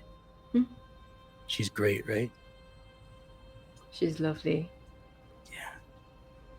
She is. She's very concerned, very smart. I like that. Right? Way smarter than me.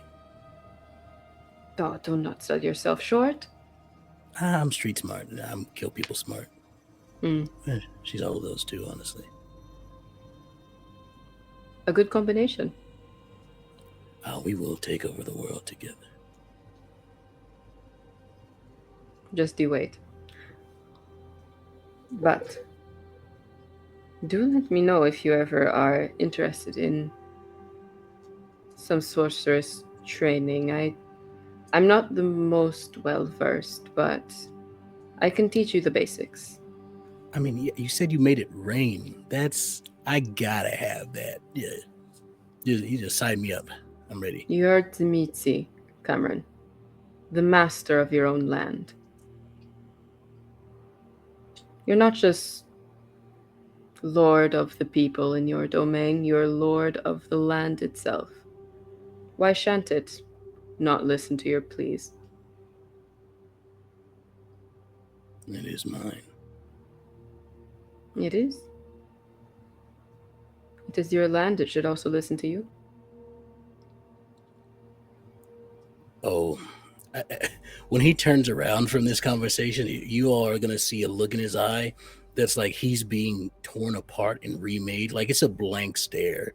And he's reworking his entire being from that sentence alone. Yeah. Leonia went from kind of sitting there thinking to during that she was turning up to hearing okay. I'm going to try that. I'm going to try that. You I need to try that. assistance?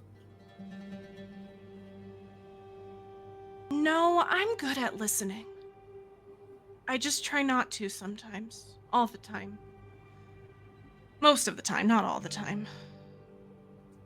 I don't ever try to listen to this.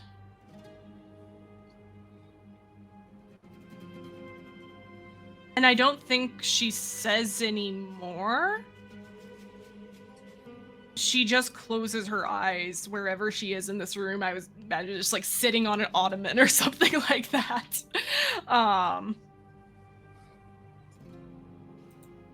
Well, the night's still somewhat young. Do we want to try and launch? No, that'd be stupid. If you don't mind, I would like to steal Mélidine for a moment or two. Not to steal you. Don't make that face. Just us talking. I'm not gonna do anything to you. Huh. Okay. I'll be here, my love. I'll see you soon, Ángel. Oh, that wasn't me. Sorry. Oh, wait, no. I'm sorry. No, that was towards you. I love you, man.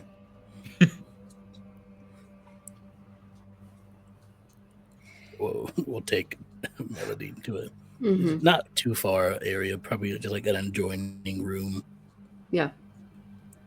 I think as you guys leave, Angel's just going to like move over and like sit next to Naya and just put his pistol in front of him and just close his eyes, kind of like mimicking how she is, and just listen. And not listen to like their conversation, but listen. But he also knows that with listening, there might be more than what he may be wanting to deal with. Interesting. Okay. We'll start with Mélidine and Cam then. Feel free to take a seat. Just don't move it. Like, don't move the chair. I don't know if it's moved from before. No, It's kind of a mess in every room, yeah. You can sit in it. Just, I guess it's fine if you move it. It's already moved. Actually, just sit in it. It's fine. Okay. She'll sit down.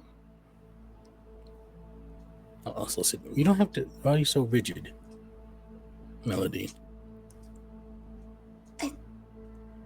We haven't been getting along so well lately, Cameron. It's a bit... Yeah, I think it's more that you haven't been getting along with me.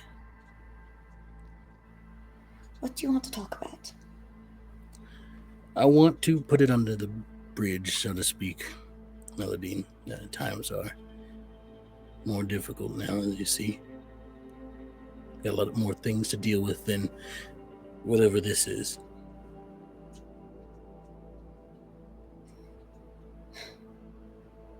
I'd like that too. And as a show of good faith, I have been recruiting Ella to tell me about what's going on with the books at Visage. You had her spying on me. She's been. Don't blame her. It's me. I manipulated, threatened, all that good stuff. I wasn't going to actually do anything to her, but it was just to piss you off, really. I'm not doing anything with it. I don't care how much money you make. I was hoping you'd find out sooner, quite honestly, but you've been a little slow on the uptake. Well, like you said, there's been a lot going on, and I hired her to look at the books because that's not... It doesn't matter. Okay, well, as a show of good faith as well, I am sorry about the desk. I did not realize it was something important to you. And they don't make it. The forest is gone. Yes, I've been told that. One of a kind, you know what I mean? Yes. So I guess it's not something that can be replaced then. Yeah, But apology accepted.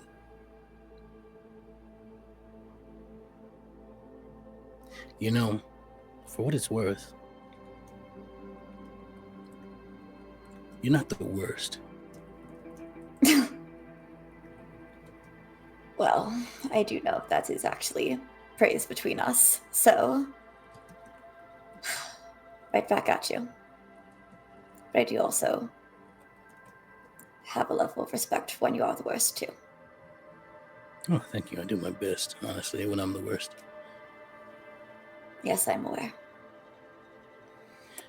As long as you're never the worst to me, or Ángel, or Leonia. Never. I may have disagreements with you all, but I would never, ever harm you. And that is a promise, and you know how seriously I take my promises. I do. All of you are very dear to me.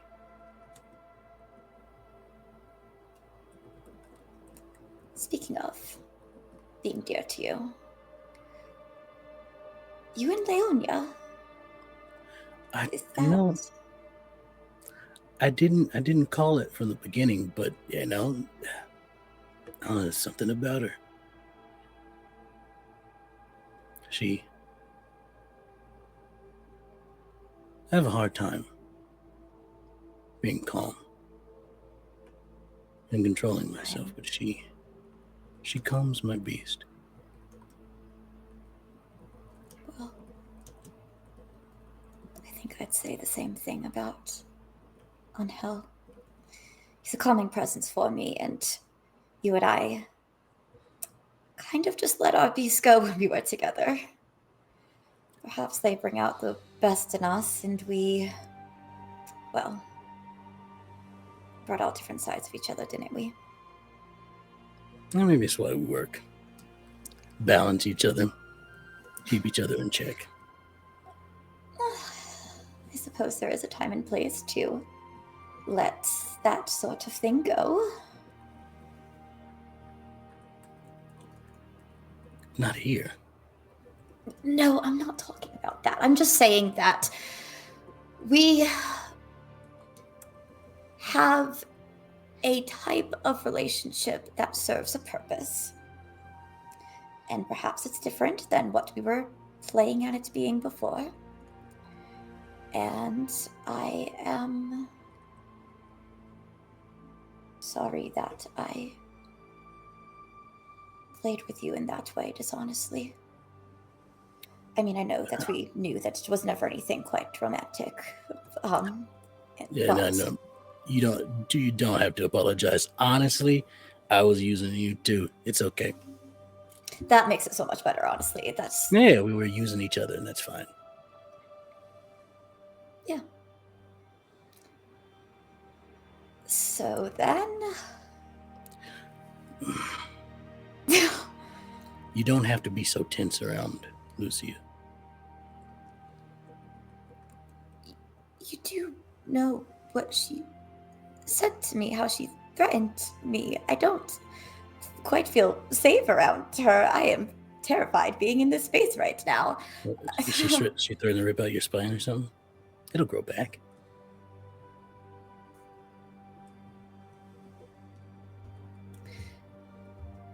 I guess I'm just bothered and threatened by things that you're not. So it grows back. What do you mean? She threatened to take my voice away. I shouldn't tell you this because I feel like now I'm giving you ideas. No, that's a really good one. No, yeah. That's this is why I'm tense. This is why I worry and why I'm afraid around. Mélidine. I'll give you a lesson when it comes to kindred, right? Ready? School time. We are all selfish in some way, shape, or form. We all have our things, what we take as our own and hoard and claim. Things come to threaten that, and it's obvious that most would retaliate. I don't think you'll meet a kindred alive who won't clap back for even some slight disrespect. The key, Mélidine, and no matter how you choose to not believe it, you're able to, is to always strike them first. Although not Lucia, though, I would be mad about that. Although I wouldn't hurt you, but I'd be mad.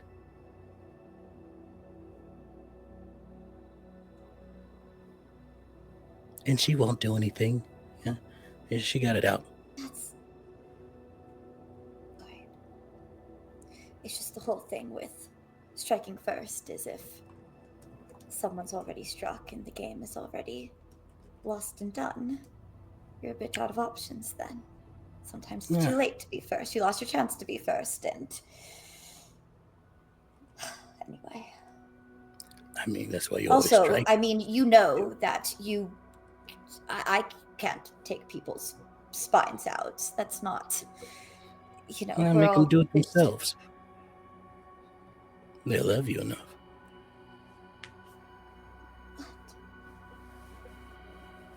Most people will do anything for you, Mélidine. They sing, you sing for them, they hear your voice. You can make them do it themselves. I do it sometimes, so it's more do what I say, but they love you. That's devotion, and there's no. That's why I yearned for you. It was a devotion. Is the purest form of control. But I have you tricked. I didn't think No. I did. Then I don't think I Although I'm understand. just immune to your bullshit, I think. That's why I liked you. Because I knew that. The fact that you could hate me meant that your feelings were real.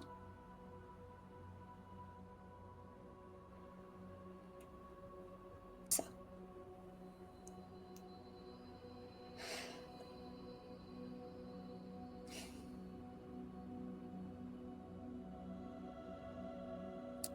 Welcome home, Mélidine. It's good to have you back.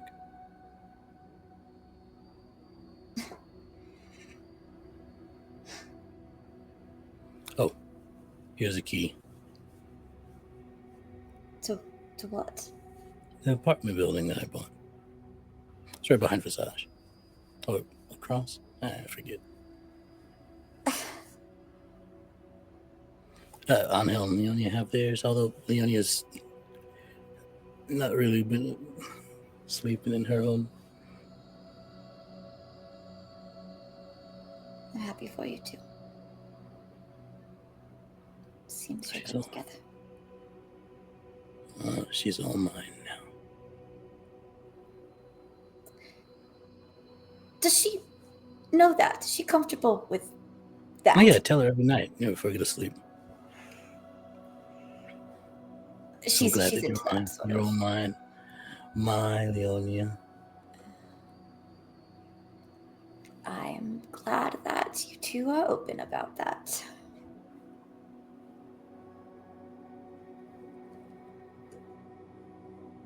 Well, perhaps we should get back to them. Yeah. We should. Now hold my hand out to help you up out of the chair. Take it. You see, I am very polite. And I'll lead you out of the room. You're insufferable, though. You use that politeness to hide that you're insufferable, but you make it difficult to argue with you because you look so polite. And I see through your bullshit, too. And as you guys hear them starting to come back in, what's been going on in this room while they've been over there?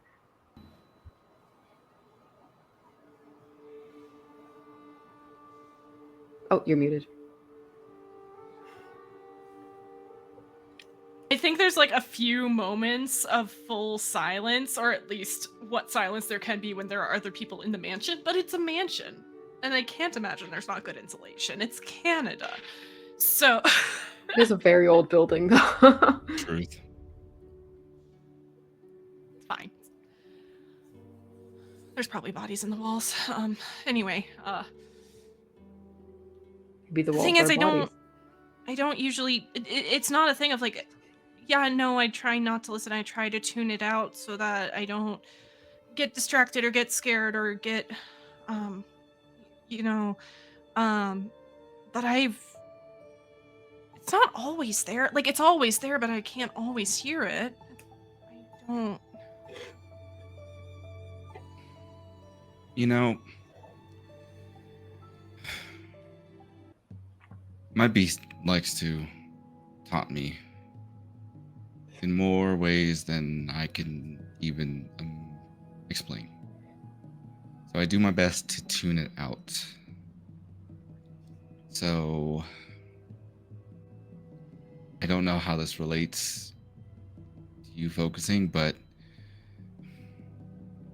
the least I can do is sit here with you, and maybe if we listen closely, whatever. I'm gonna be real frank. This whole web thing is still a little bit beyond me, but Teacher Sire and probably sees a lot more than what I can, so probably even saw Marcus coming a mile away, and I'm just a fool. She might have seen it a mile ahead, not back. She might know. She might see further down the road, or she might see a revelation later that reveals what happened before. And Dana isn't in all of this with us. She's observing from the outside. And that makes it easier for her to be objective, but harder to be in it. And being in it is a good thing. It's a scary thing, and it makes you more vulnerable. But it's a good thing. Is that something you can do? I've tried. I don't... No, it's easier to see the connections when you're in them. That's what I'm better at.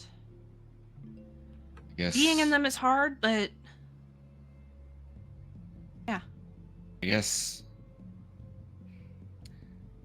probably the closest thing that you're going to get to like being a connection to Marcus. So my thing is, how can I help maybe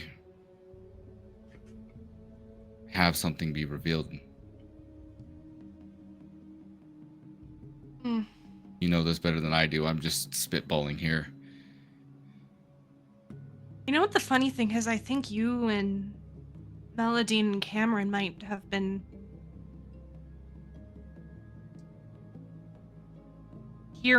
not hearing, but accessing all of this more than I have lately. That's the weird thing. But it just means things are tangled, and things are going to get tangled. I just found that out like an hour ago. I would have told you sooner. No, it's fine. It's fine. So what if you pull on the thread? Like you said, pulling on the thread. So look, and you're gonna see as he kind of like turns over to face, he's like,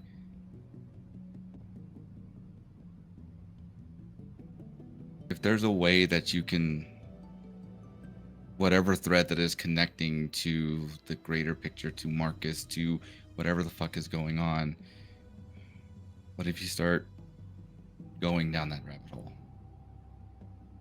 seeing where it takes you? I don't know what you need to do for that. I don't know if you need to do some Jedi mind trick to go through whatever it is, but I offer that. I don't think it's about Marcus, though. I think it's bigger than him. But it's a starting point. It's a starting point. If you take the thread, because threads are just a single piece of fabric that connect to a larger picture, a larger tapestry. So if you pull on that thread, seeing where the first stitch goes, and then going from there to the next one, to the next one, eventually you'll unravel the entire thing. Maybe even before you get that, you can at least see what the whole picture is.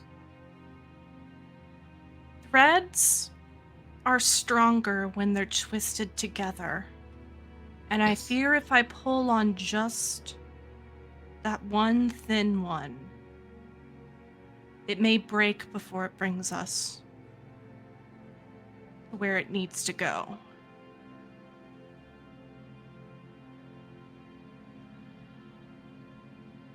Oh, I guess. I think everything is tangled together. I think because they weren't just...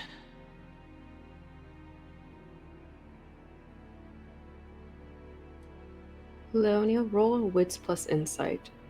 Yes, please. I would love to. 1, 2, 3, 4, 5, 6, 7, 8. Wow.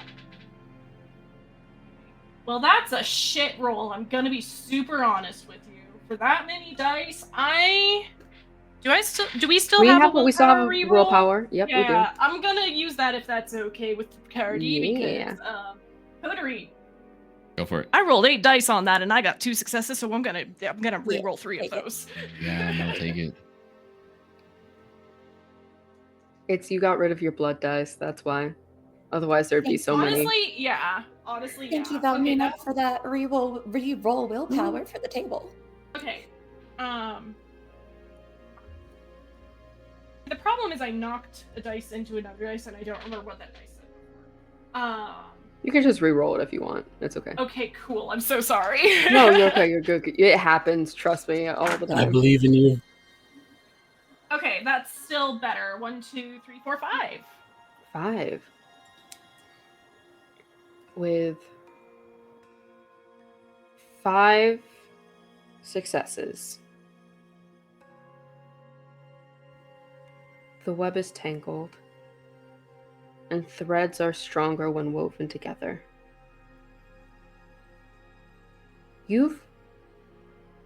All of you are connected to this in some way. You've all seen a part of it. You've all interacted with part of the problem.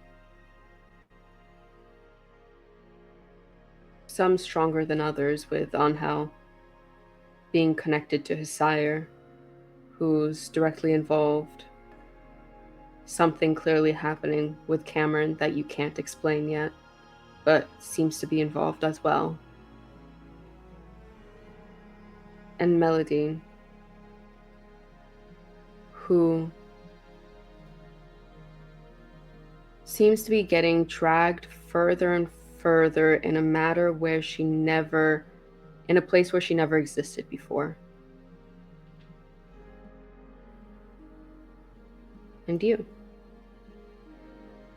with your connections not just to the Camarilla, but to the Anarchs.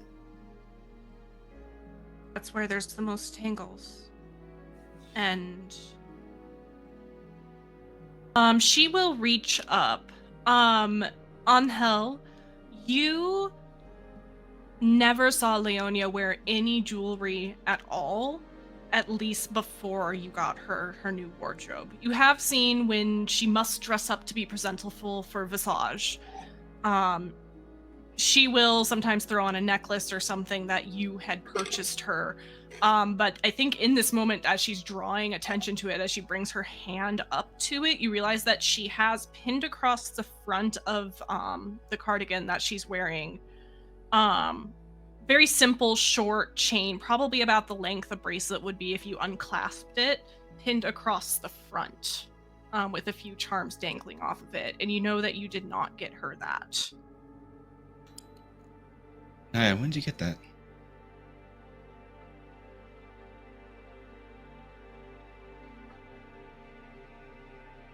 Don't worry about it. I don't need details on who got it from you. I just imagine it may have been either you bought it or Cam did. Oh, it was a gift. It just not from... What do the charms mean? The 3 that you see from left to right is, on one is a turtle crawling with a tree growing on top of it. The second is just a simple little mirror charm that looks like it's been shattered. And the third one is like a little coat of arms, like a fleur-de-lis.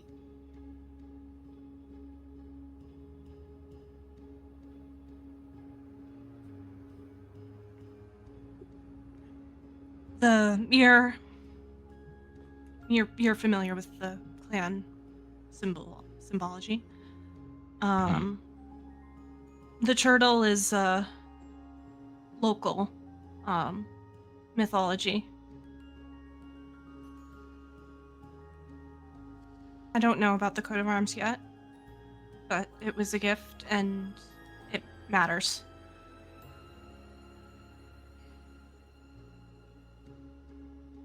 Interesting.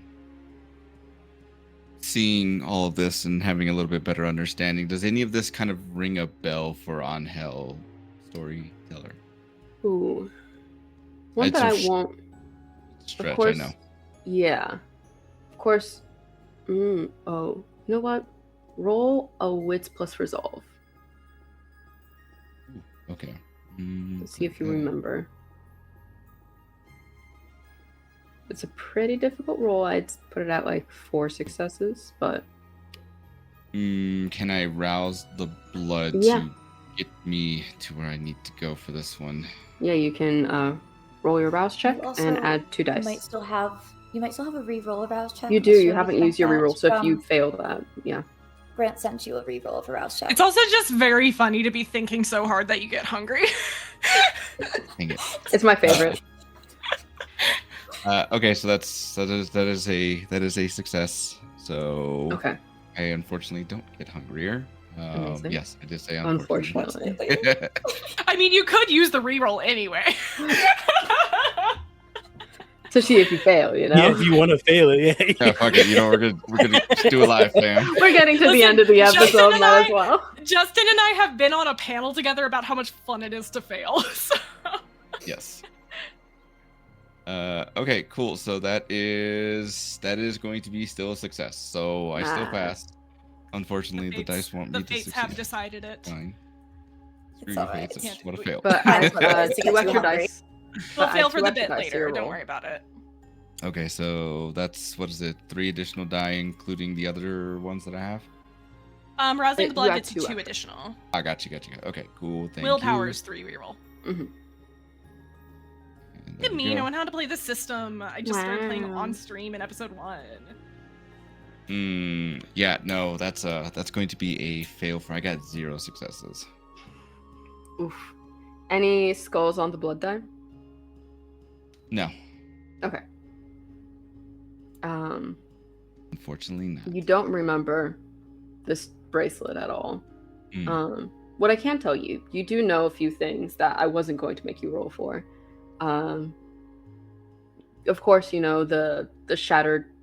You honestly would know as much as Leonia does at this point, with the shattered mirror, of course, being a symbol for the Malkavians. And then you actually do know this local symbol of the Wendot group, of the Wendot nation nearby, because Renee, the Toreador primogen, always wears it as a pin. And you might have gone once to her office at the museum where she works, and it's kind of on a big seal on. She has a decoration of it as well in her office.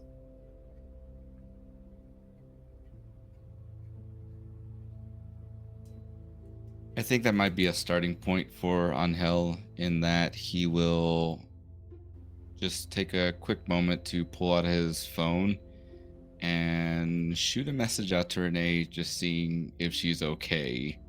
That's generally how he's going to start the conversation. Just, hey, how's it going? I'm just checking in to see how you're doing, if everything's all right. I know shit's crazy tonight, but I'm just making sure you're good. You get a call back not too long after. Hey? Hey, Renee. Everything okay? You don't recognize it as Renee's voice. Hi. Sorry. You're Marcus's child, right? Yes. Yes. Who's this? You haven't really met me before. I work for Renee. And it's she's hurt really bad. We took care. Everyone else has been taken care of, but she's really hurt. I'm trying to look for someone that could wake her up, but where are you at uh, again? What is your name? oh, my name is Marilyn. Marilyn. Okay. All right, Marilyn. Yeah, shoot us a pin in your location, and we'll see if we can't make it a stop by there tonight to make sure to check in with you guys. It should be okay. We're all set. I'm just trying to make sure to get her home safe. Okay. You take down a note and let her know that Marcus is not to be trusted. Okay. He's mentioning something about he might be behind all this, and I just want to make sure she's aware. Mm-hmm. I'll let her know if she wakes up. Yeah, just keep me up to date, please. This is obviously my number, so just take it or whatever. Just, thanks. I appreciate that. Okay. Sorry. But yeah, if you can let anyone else know, that'd be well. Not too many people. Don't let the wrong people know. But you know what I mean. Yeah, no, I get you. Thank you. I appreciate it. And hangs up the phone. Okay. I mean, we can tell Dana and Lucy about that. We definitely cannot wake a Primogen up from torpor. Yeah.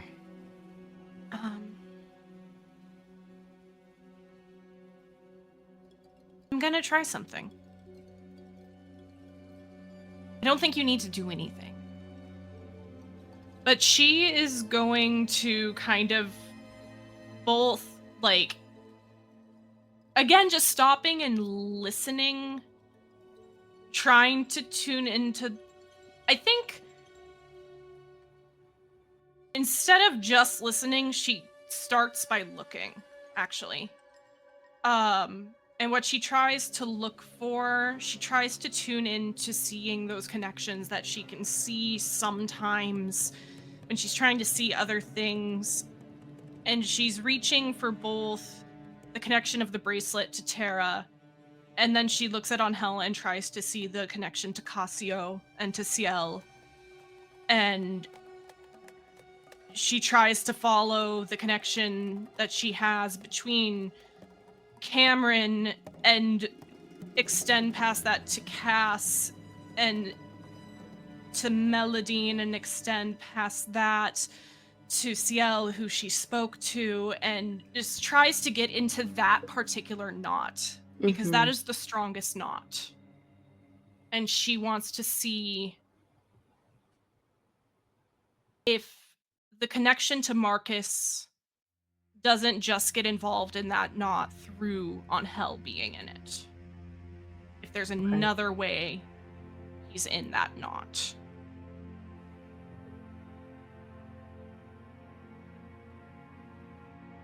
Roll.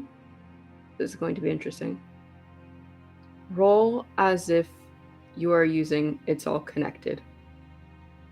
Okay. Roll your best roll. Okay.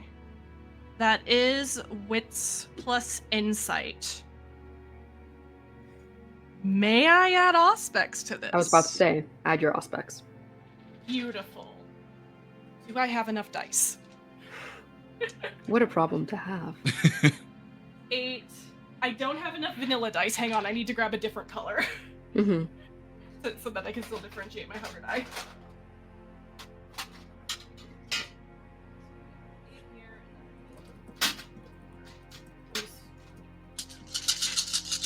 Okay, so this is 11 dice for the record. Okay, so if this is a failure, it is bestial. But I'm gonna spend a willpower on this. Please do.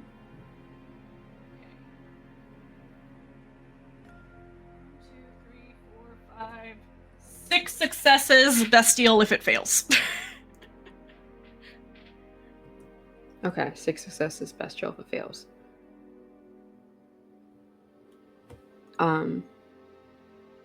Okay. Just checking in. Kate, are you okay with that? Okay. As the two of you also, around this time, Mélidine and Camel also enter the room. And you're able to kind of pull on their energies as well as the cobweb. You all start to feel cobwebs slowly drifting down, not just on the back of your neck, but everywhere, all around you.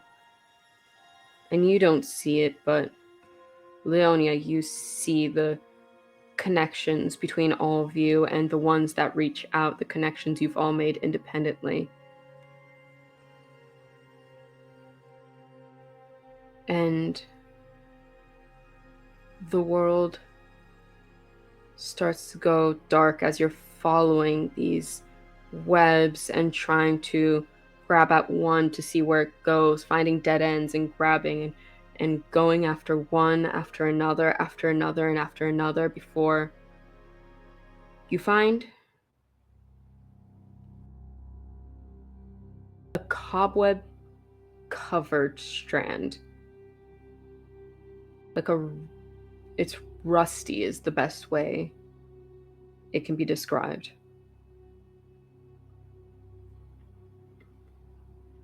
And now all of you in this room feeling these, as you all watch Leonia in this state, ready to try and plan things to come and what to do next. Everyone in the room feels off kilter.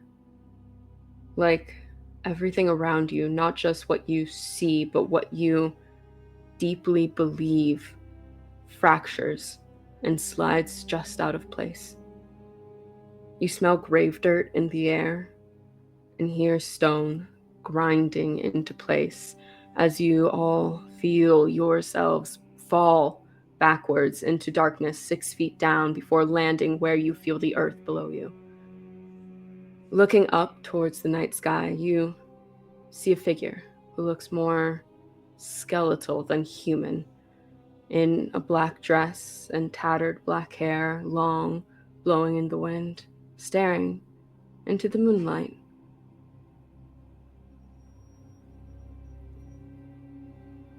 As you hear this raspy voice come out, "How long has it been? How much longer must I wait?" The bell's already chimed twice. Shan't it chime thrice? She seems to notice you all. She turns around and looks down at you, gaunt face covered in sores, pockmarks, and parts of her have leeches latched on, drinking from her. She looks down, trying to rip the leeches away, but she seems too weak to do so. She can barely get a grip on any of it. "The blood, it flows, but not through me. Everyone is so loud. If I focus, the noise, they'll stop.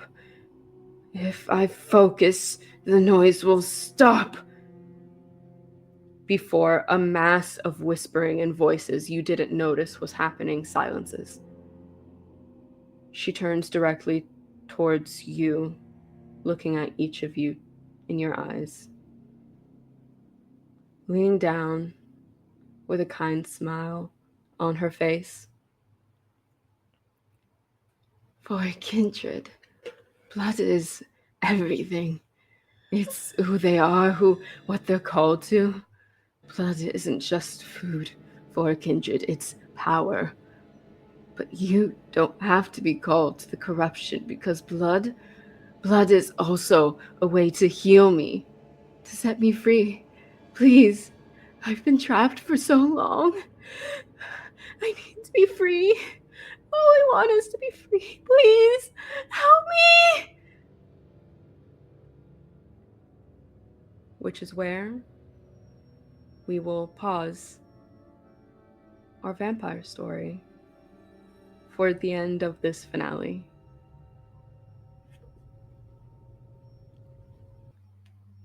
Thank you all for joining us for this fun little vampire story we've told the past few months. And we will keep telling it. This is just the season 1 finale. We have season 2 that will start in January. Keep an eye on our social media and Discord for those exact dates. I can pull them up while you guys are talking about your own things in a moment. Before we do that, thank you all so much for being here with us, whether you are joining us in Twitch live chat, watching the VOD, watching on clips online. We really appreciate you being here and sharing this story and sharing your own stories with us. And like I said, jump into our Discord, follow us on socials, share more of these stories and your own. We love talking to the character crew community.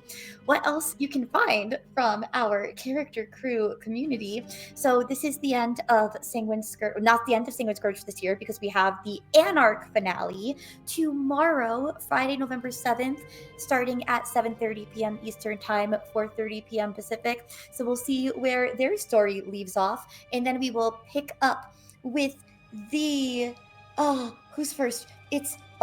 Found it. We are switching dates in 2026. So we're going to start with our Anarchs on Tuesday, January 6th, and then we will see our Camarilla again on Thursday, January 15th, and we'll continue the every other week going between our Camarilla and our Anarchs. But until then, Don't Kill My Character is not going silent, because after our Anarch Season 1 finale tomorrow, next Wednesday is my birthday. I'm the producer of the channel, and we're celebrating my birthday here. So join us Wednesday, November 12th for my birthday stream. Lots of lovely people here. I think all of you guys are coming, which I'm very happy about. No, not Natasha. Oh, I'm very sad now. I'll be in chat eventually, but... Amazing. I mean, you can jump in. Like, it's going to be a jump in anytime for, like, the cast. We're going to be playing some games and hanging out with members of the Superhero Shenanigans and Sanguine Scourge cast. What? Superhero Shenanigans? You know you're watching Sanguine Scourge. What is Superhero Shenanigans? That's our Mutants and Mastermind stream, and we're going to return to that Wednesday, November 19th, and then that's every other Wednesday for Mutants and Masterminds fun. All right, that's what I'm going to shout out on the channel for now, but we do have more one-shots.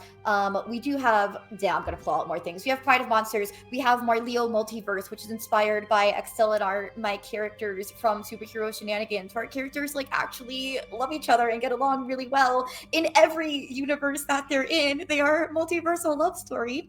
And the first one that we're telling is called Emerald City by Night. What if these characters were vampires? Because we got vampire love stories on our brain for some reason. I don't know why, but that's Monday, November 17th. And then we are returning with more Pride of Monsters in December and probably monthly after that. So yes, lots of stuff that I'm throwing at you, but it's okay. It's an open book quiz, and all of your notes are on our social media and in our Discord. So jump in there so that you can ace your quiz. I'm going to pass it around to my cast now. Please tell us where else we can find you besides here on Don't Kill My Character. Who wants to go first? I can go first. I am Natasha. I have been your storyteller for this evening. You can find me everywhere on socials at Natasha B Cosplays. You can find me right here on this channel playing Tally next week, as well as I'm sure there's other things, but my mind is blank right now. And tomorrow as Tara, if you want to see me go full spooky girl for the finale of Anarchs, and we big combat for that one, so very excited for that. Yeah, Camarilla's the dating sim and Anarch is the fighting game. I did put into the fine print of the contract that we did have to flesh out those relationship issues this episode so we could do plot in season 2. I'm so sorry you missed that in the chat. It was not part of the contract that I signed. I added it. Justin and I know that we're playing this romance dating sim. ¿Por qué no los dos? ¿Por qué no los Yes. dos? Okay. All right. I accept that. There we go. But yes, that's where you can find me. And also the podcast should be coming out soon. I think it's on December 14th that I was on for an episode of Ultra Teen Fighting Heroes at Queer XP server. So I'm very excited for that. And there are more things to come, but a lot of them in 2026 because I do spend a lot of time with my family now at the end of the year. So I will be kind of taking a little bit of a hiatus from a lot of things. But you can definitely find me right at PAX Unplugged. I'm remembering things as I speak. I will be there on Saturday as well, but I get there on Friday. I just don't have a Friday badge. So if you want to come hang out, feel free. We can grab like lunch, dinner. I'll be doing events, things like that. So I'm very excited. And yes, these are my things. This is me. Amazing. I love you. I love your things. Thank you so much for being the Camarilla storyteller. And then you get to be a player at the Anarch table tomorrow because Extell is the storyteller over there. Extell, throwing it at you. Tell us what else you do. I am the person sometimes known as Extell. And you can catch me on the Webernets at Extell the King on all the socials. And let's see. I wonder what I do. Tomorrow, You're I think streaming there's a thing Bloodlines going on your Twitch right now, and you're also. Thank you. Start playing. Mention your start playing. Thank you. Wait, I got this. Okay. Also on Tales of the Table Studio because I saw all my shows. Sentine Sensibilities. Yeah, Sentine Sensibilities. Both past, Plays because another there's the Dragon 80 Man. years- He Yeah, does. he's 80 years in the past, and then also in the future. He's Mhm. Jacques the Fae, Dragon Man in both. And then he's also Next season, the we all do each storyteller- other's outros. He's also the storyteller. We all have to for switch Sundered outros. Skies. Yes. Wait, this is so cute. I love that you all know my stuff. This is nice. I appreciate it. Yes, all of He that. has a table for Let's Play. He has a table with both Chicago by Night, but also he's doing Fall of London. And there's a And werewolf werewolf. table. Yeah, and also don't forget that Yeah. Extell and Natasha are both in Sam, who plays Bertram, aka the Spec, on Superhero Shenanigans. They're in his channel, Atomic Broadcasting, did like a spooky podcast, and Natasha plays a dead baby, and Yes. Extell's the narrator. And I I'm know also a Natasha separate has another ghost, character. unaffiliated with the dead baby. One Valley Lane. It is true. They are unaffiliated. Okay, Kate, now do Justin. Social media manager for Tales. I don't know if I said social media manager or just. Oh my gosh! Wait, am I? I am the social media Oh, manager. yes, also for social Tales of the media Tale manager. Studios. This Yeah. is true. Sentine Sensibility was mentioned. Sundered Skies is also a thing. Every other Sunday, we're raising money for Rices. I think that's how you say it. I'm still working on it. Raisis. Yeah, there we go. That it's a wonderful organization that helps It is. people, helps family, helps immigrant families deal with the legal troubles, and also, deal with the bull that's happening. So check them out. It's a good space. We're raising money for them. Come by Sundered Skies, and the players are also having a bunch of chaos happen to them. The sky is falling, so and at the fight a Guys giant have been monster. sundered. They did the thing. And they're also about to fight a giant Sanguine was monster. That's scourged. The sky Sanguine was was sundered. scourged. The skies were sundered. The superheroes are not shenanigans. though. No. Yeah, they're not. They having a good shenanig time. once. They need to shenan again is the Yeah. issue. Part 2 Electric Boogaloo. But yeah, that is me.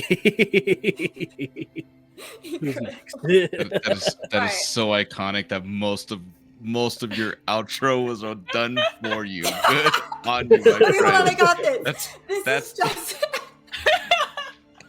No, I got this. Okay, Justin, aka Forever GM Justin. Even though you're not Forever GM anymore, I feel like most things I see you in, you are player. You are one of the producers at Roll D5, where you specialize in playing indie TTRPGs, and you're on Smoking Glue Gun's channel. Veiled Atheum is the name of that game, and you do. Hold on, wait. Rebels without a I'm castle. missing- Yes. Okay. Wait. You take Rosie. You take it. Papa, stress it to Rosie. That's all I got. That I remember Oh, the name okay, of the channel also because we Rebels rated Without them last night. That's what I got. Oh, yes. Also, you're on Somebody's Heroes. I know that one. Mhm. Also, you have a vampire game that I don't know if that's happening yet. Yeah, so I think I'll take it from here. Yes, Also, outside call me of- at PAX U. I will be at PAX U doing interviews with. We'll cut it in post. Yeah, no, I'm going to be at PAX U this year, barring any crazy shenanigans that go on with the damn flights or whatnot. But I'll be looking to sit down with some of your favorite creators for like a quick little 5-minute conversation to see what's going on in the space, what their thought process is, asking what their go-to meal is. We'll see what it is. I don't know. I'm not a journalist. I'm making it up as I go. But besides that, and all the games that you mentioned before, I'm also going to be part of the Philly by Night crew, ran by Aaron from Aaron My Laundry, and we're picking back up sometime in January. And maybe I'm a storyteller over there for something. We'll figure that out. It's fine. Don't worry about that. Don't dig any deeper. I'm also there. Yeah, I'm there with Extell, but Extell is Camarilla on that side, and I'm the sheriff. Yeah. And That's cool. I'm just a little guy, Bruja, that's just trying to make it in life. So, but we'll see where that goes this next season. It'll be a good time. But with that being said, that is all I have. There are projects that I want to do. Hang on. Justin also was our tech producer king tonight. Everybody say thank you, Justin, for running tech. Thank you, Justin. A round of applause. Justin. Yes. And I just think we all need to ask Sour Patch Kids to sponsor Justin. Also, everyone. And Justin really likes Sour Patch Kids. True. So. I do. Also, both follow Justin Extell on TikTok because they've been doing different Month of Darkness little posts that have been so good. Yeah, if you want more Ángel and Cameron in the downtime. That's where you find them. I'll talk about some more ways you can find downtime content after we all talk about Rosie, because I think we're just doing this for each other. I want to see if you could do my spiel. I feel like you could do it. Yours is like you have the most and you talk real fast. But it's Rosie tears, Rosie, and then like the satyr goat, and you smush them together and you get Rosie tears. Little goat. You can find Rosie over not just at like the Kanto just finished for the game Inferno, but they are starting the 4th Kanto where she did play the Prophet in the 3rd, or was it the 4th? I was Kanto 3, Kanto 4 is now streaming. Kanto 4 is starting. Their first episode Rainbow. was on October 31st, and the next one will be next Friday. They play bi-weekly on Fridays on the streaming Rainbow. Two of my very best friends in the AP scene are at that table now. Go support them. The socials are Rosatyrs, ROSATYRS, like Rosie and Little Goat, full key, squish them together. Okay, well, we can't say it that fast. We know what you say, though. Okay, keep going, Kate. And then you're also TTN, Tabletop Tail Spinners Network. The show you were just talking about, there's another show that you did. You did the Monsters and Other Childish Things. That was yes. Was that there? Was that something else? Yes. On the Tabletop Tailspinners Network YouTube channel, you can find our series where we play Monsters and Other Childish Things, a game where we play children with horrifying, not imaginary friends that will eat their teacher if we let them off their leash. And primarily on the Tabletop Tailspinners Network, though, you find me on Magnificence, an audio-focused podcast, audio only. It is a dark fantasy horror Dungeons & Dragons 5th edition podcast where I play Sage. She is a wizard and a bitch, and I love her, and she does not have prophetic visions. Disregard what is currently happening in the episodes that are releasing at the end of this year. Allegedly. Absolutely not. Mm-hmm. What else? Hey, Extell, I know another thing that you're going to be in because I'm going to be in it too. On Friday, December 5th, we will be on Jocelyn, the Tipsy Tigers channel, playing some Glitter Hearts. It's going to be me, Extell, Miguel, who you all know from the Anarch's table, my friend Mia, Aosha Art, and my friend Leonia, Leona. Oh my god, not my character's name, an actual person's name. Her name is Leona, the Leona Maple. And Jocelyn is going to be GMing because what you may not know about me, because I do so much dark horror stuff on the internet now, magical girls are my first love of my entire life. These people on screen right now have had to hear me info dump about Pretty Cure so many times. I'm getting such a good education. So we're gonna be doing a little charity one-shot stream because Jocelyn found that out and found out that I'd never been able to play Glitter Hearts or Girl by Moonlight and said we need to fix that immediately. So yeah, check out Jocelyn's channel. That's such a great like TTRPG friend to be like, oh, you haven't played this game, you need to. I'm gonna make the stream happen. Just like claps to Jocelyn. And I believe we are going to be fundraising for Churla. I think it's Churla. It's definitely a fundraiser. And I'm Kate, aka Kate the Great Cast Plays, and I don't really talk about the things I do besides don't kill my character, but I will also be at PAX Unplugged, probably hosting an event. I haven't actually checked today if they uploaded the schedule. I was told that my event is happening, but I feel like I should wait to talk about it until it's actually on the schedule. So keep an eye on my socials and the PAX Unplugged schedule for that. And then, I don't know, also find me on film and theater sets around New York and Connecticut. If you need an actor, stage manager, assistant director, call me. We just reduced it last night in chat to Catcher in Connecticut. And you'll find Kate. Because also, no, it is like holiday time coming up, which means that like, you know, the holiday princesses are out and about, and I'm friends with the holiday princesses, so I'll be out with them too. And oh my gosh, with Wicked Part 2 coming out, I'm gonna be busy. I'm gonna be a busy little shiz student. It's great. I like it because I get thank you.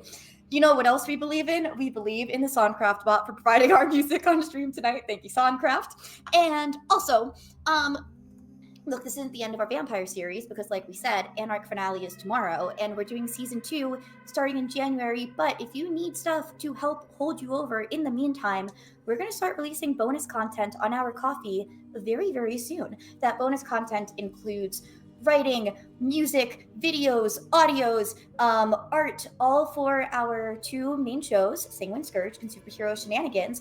And if you subscribe at tier 1, you're going to unlock that bonus content. And then tiers 2 and tiers 3 are going to have some more fun ways to interact with our content and our shows. And you're going to have to keep an eye on our Ko-fi to see what those are. Can I tease the Mélidine scene that we know is going to be on there? Can I tease that one? Which one? I'm like, which one? Sure, the one that we haven't, the one that's not done yet with you and Natasha that you did play through once. That we, yes. Hey, y'all ever wonder what Mélidine talked about with Valois on the back of that horse for like 3 hours? Yes, 100% actually. Yeah, actually, I did too, and like they're gonna give that to us on the Ko-fi. Ooh, okay. It's called horsing around. Come on, bye. That is what it's called now. You need to understand. It's been said, and now it is called. It's canon. I think one trick kindred is pretty good, considering Mélidine has one trick, and it's the thing. And it's the thing. What is that trick? Voice. Well, it's voice. All right. Voice is the trick. So keep an eye out for that. Why are we devolving into chaos? Yes. Because for us to say goodnight. We were all very scared and need to get out of that brain now. We're gonna take this chaos off stream to our post-cast wrap chat, but thank you all so much for being with us in this story, in more stories. I am so grateful for everybody in the character community. It's been a wonderful, wonderful year, and I'm looking forward to finishing out this year with more wonderfulness and another great, wonderful year ahead with so many more stories, because there are always more stories to tell. Good night, my darlings. Night. Bye. Love you all. Thanks for coming.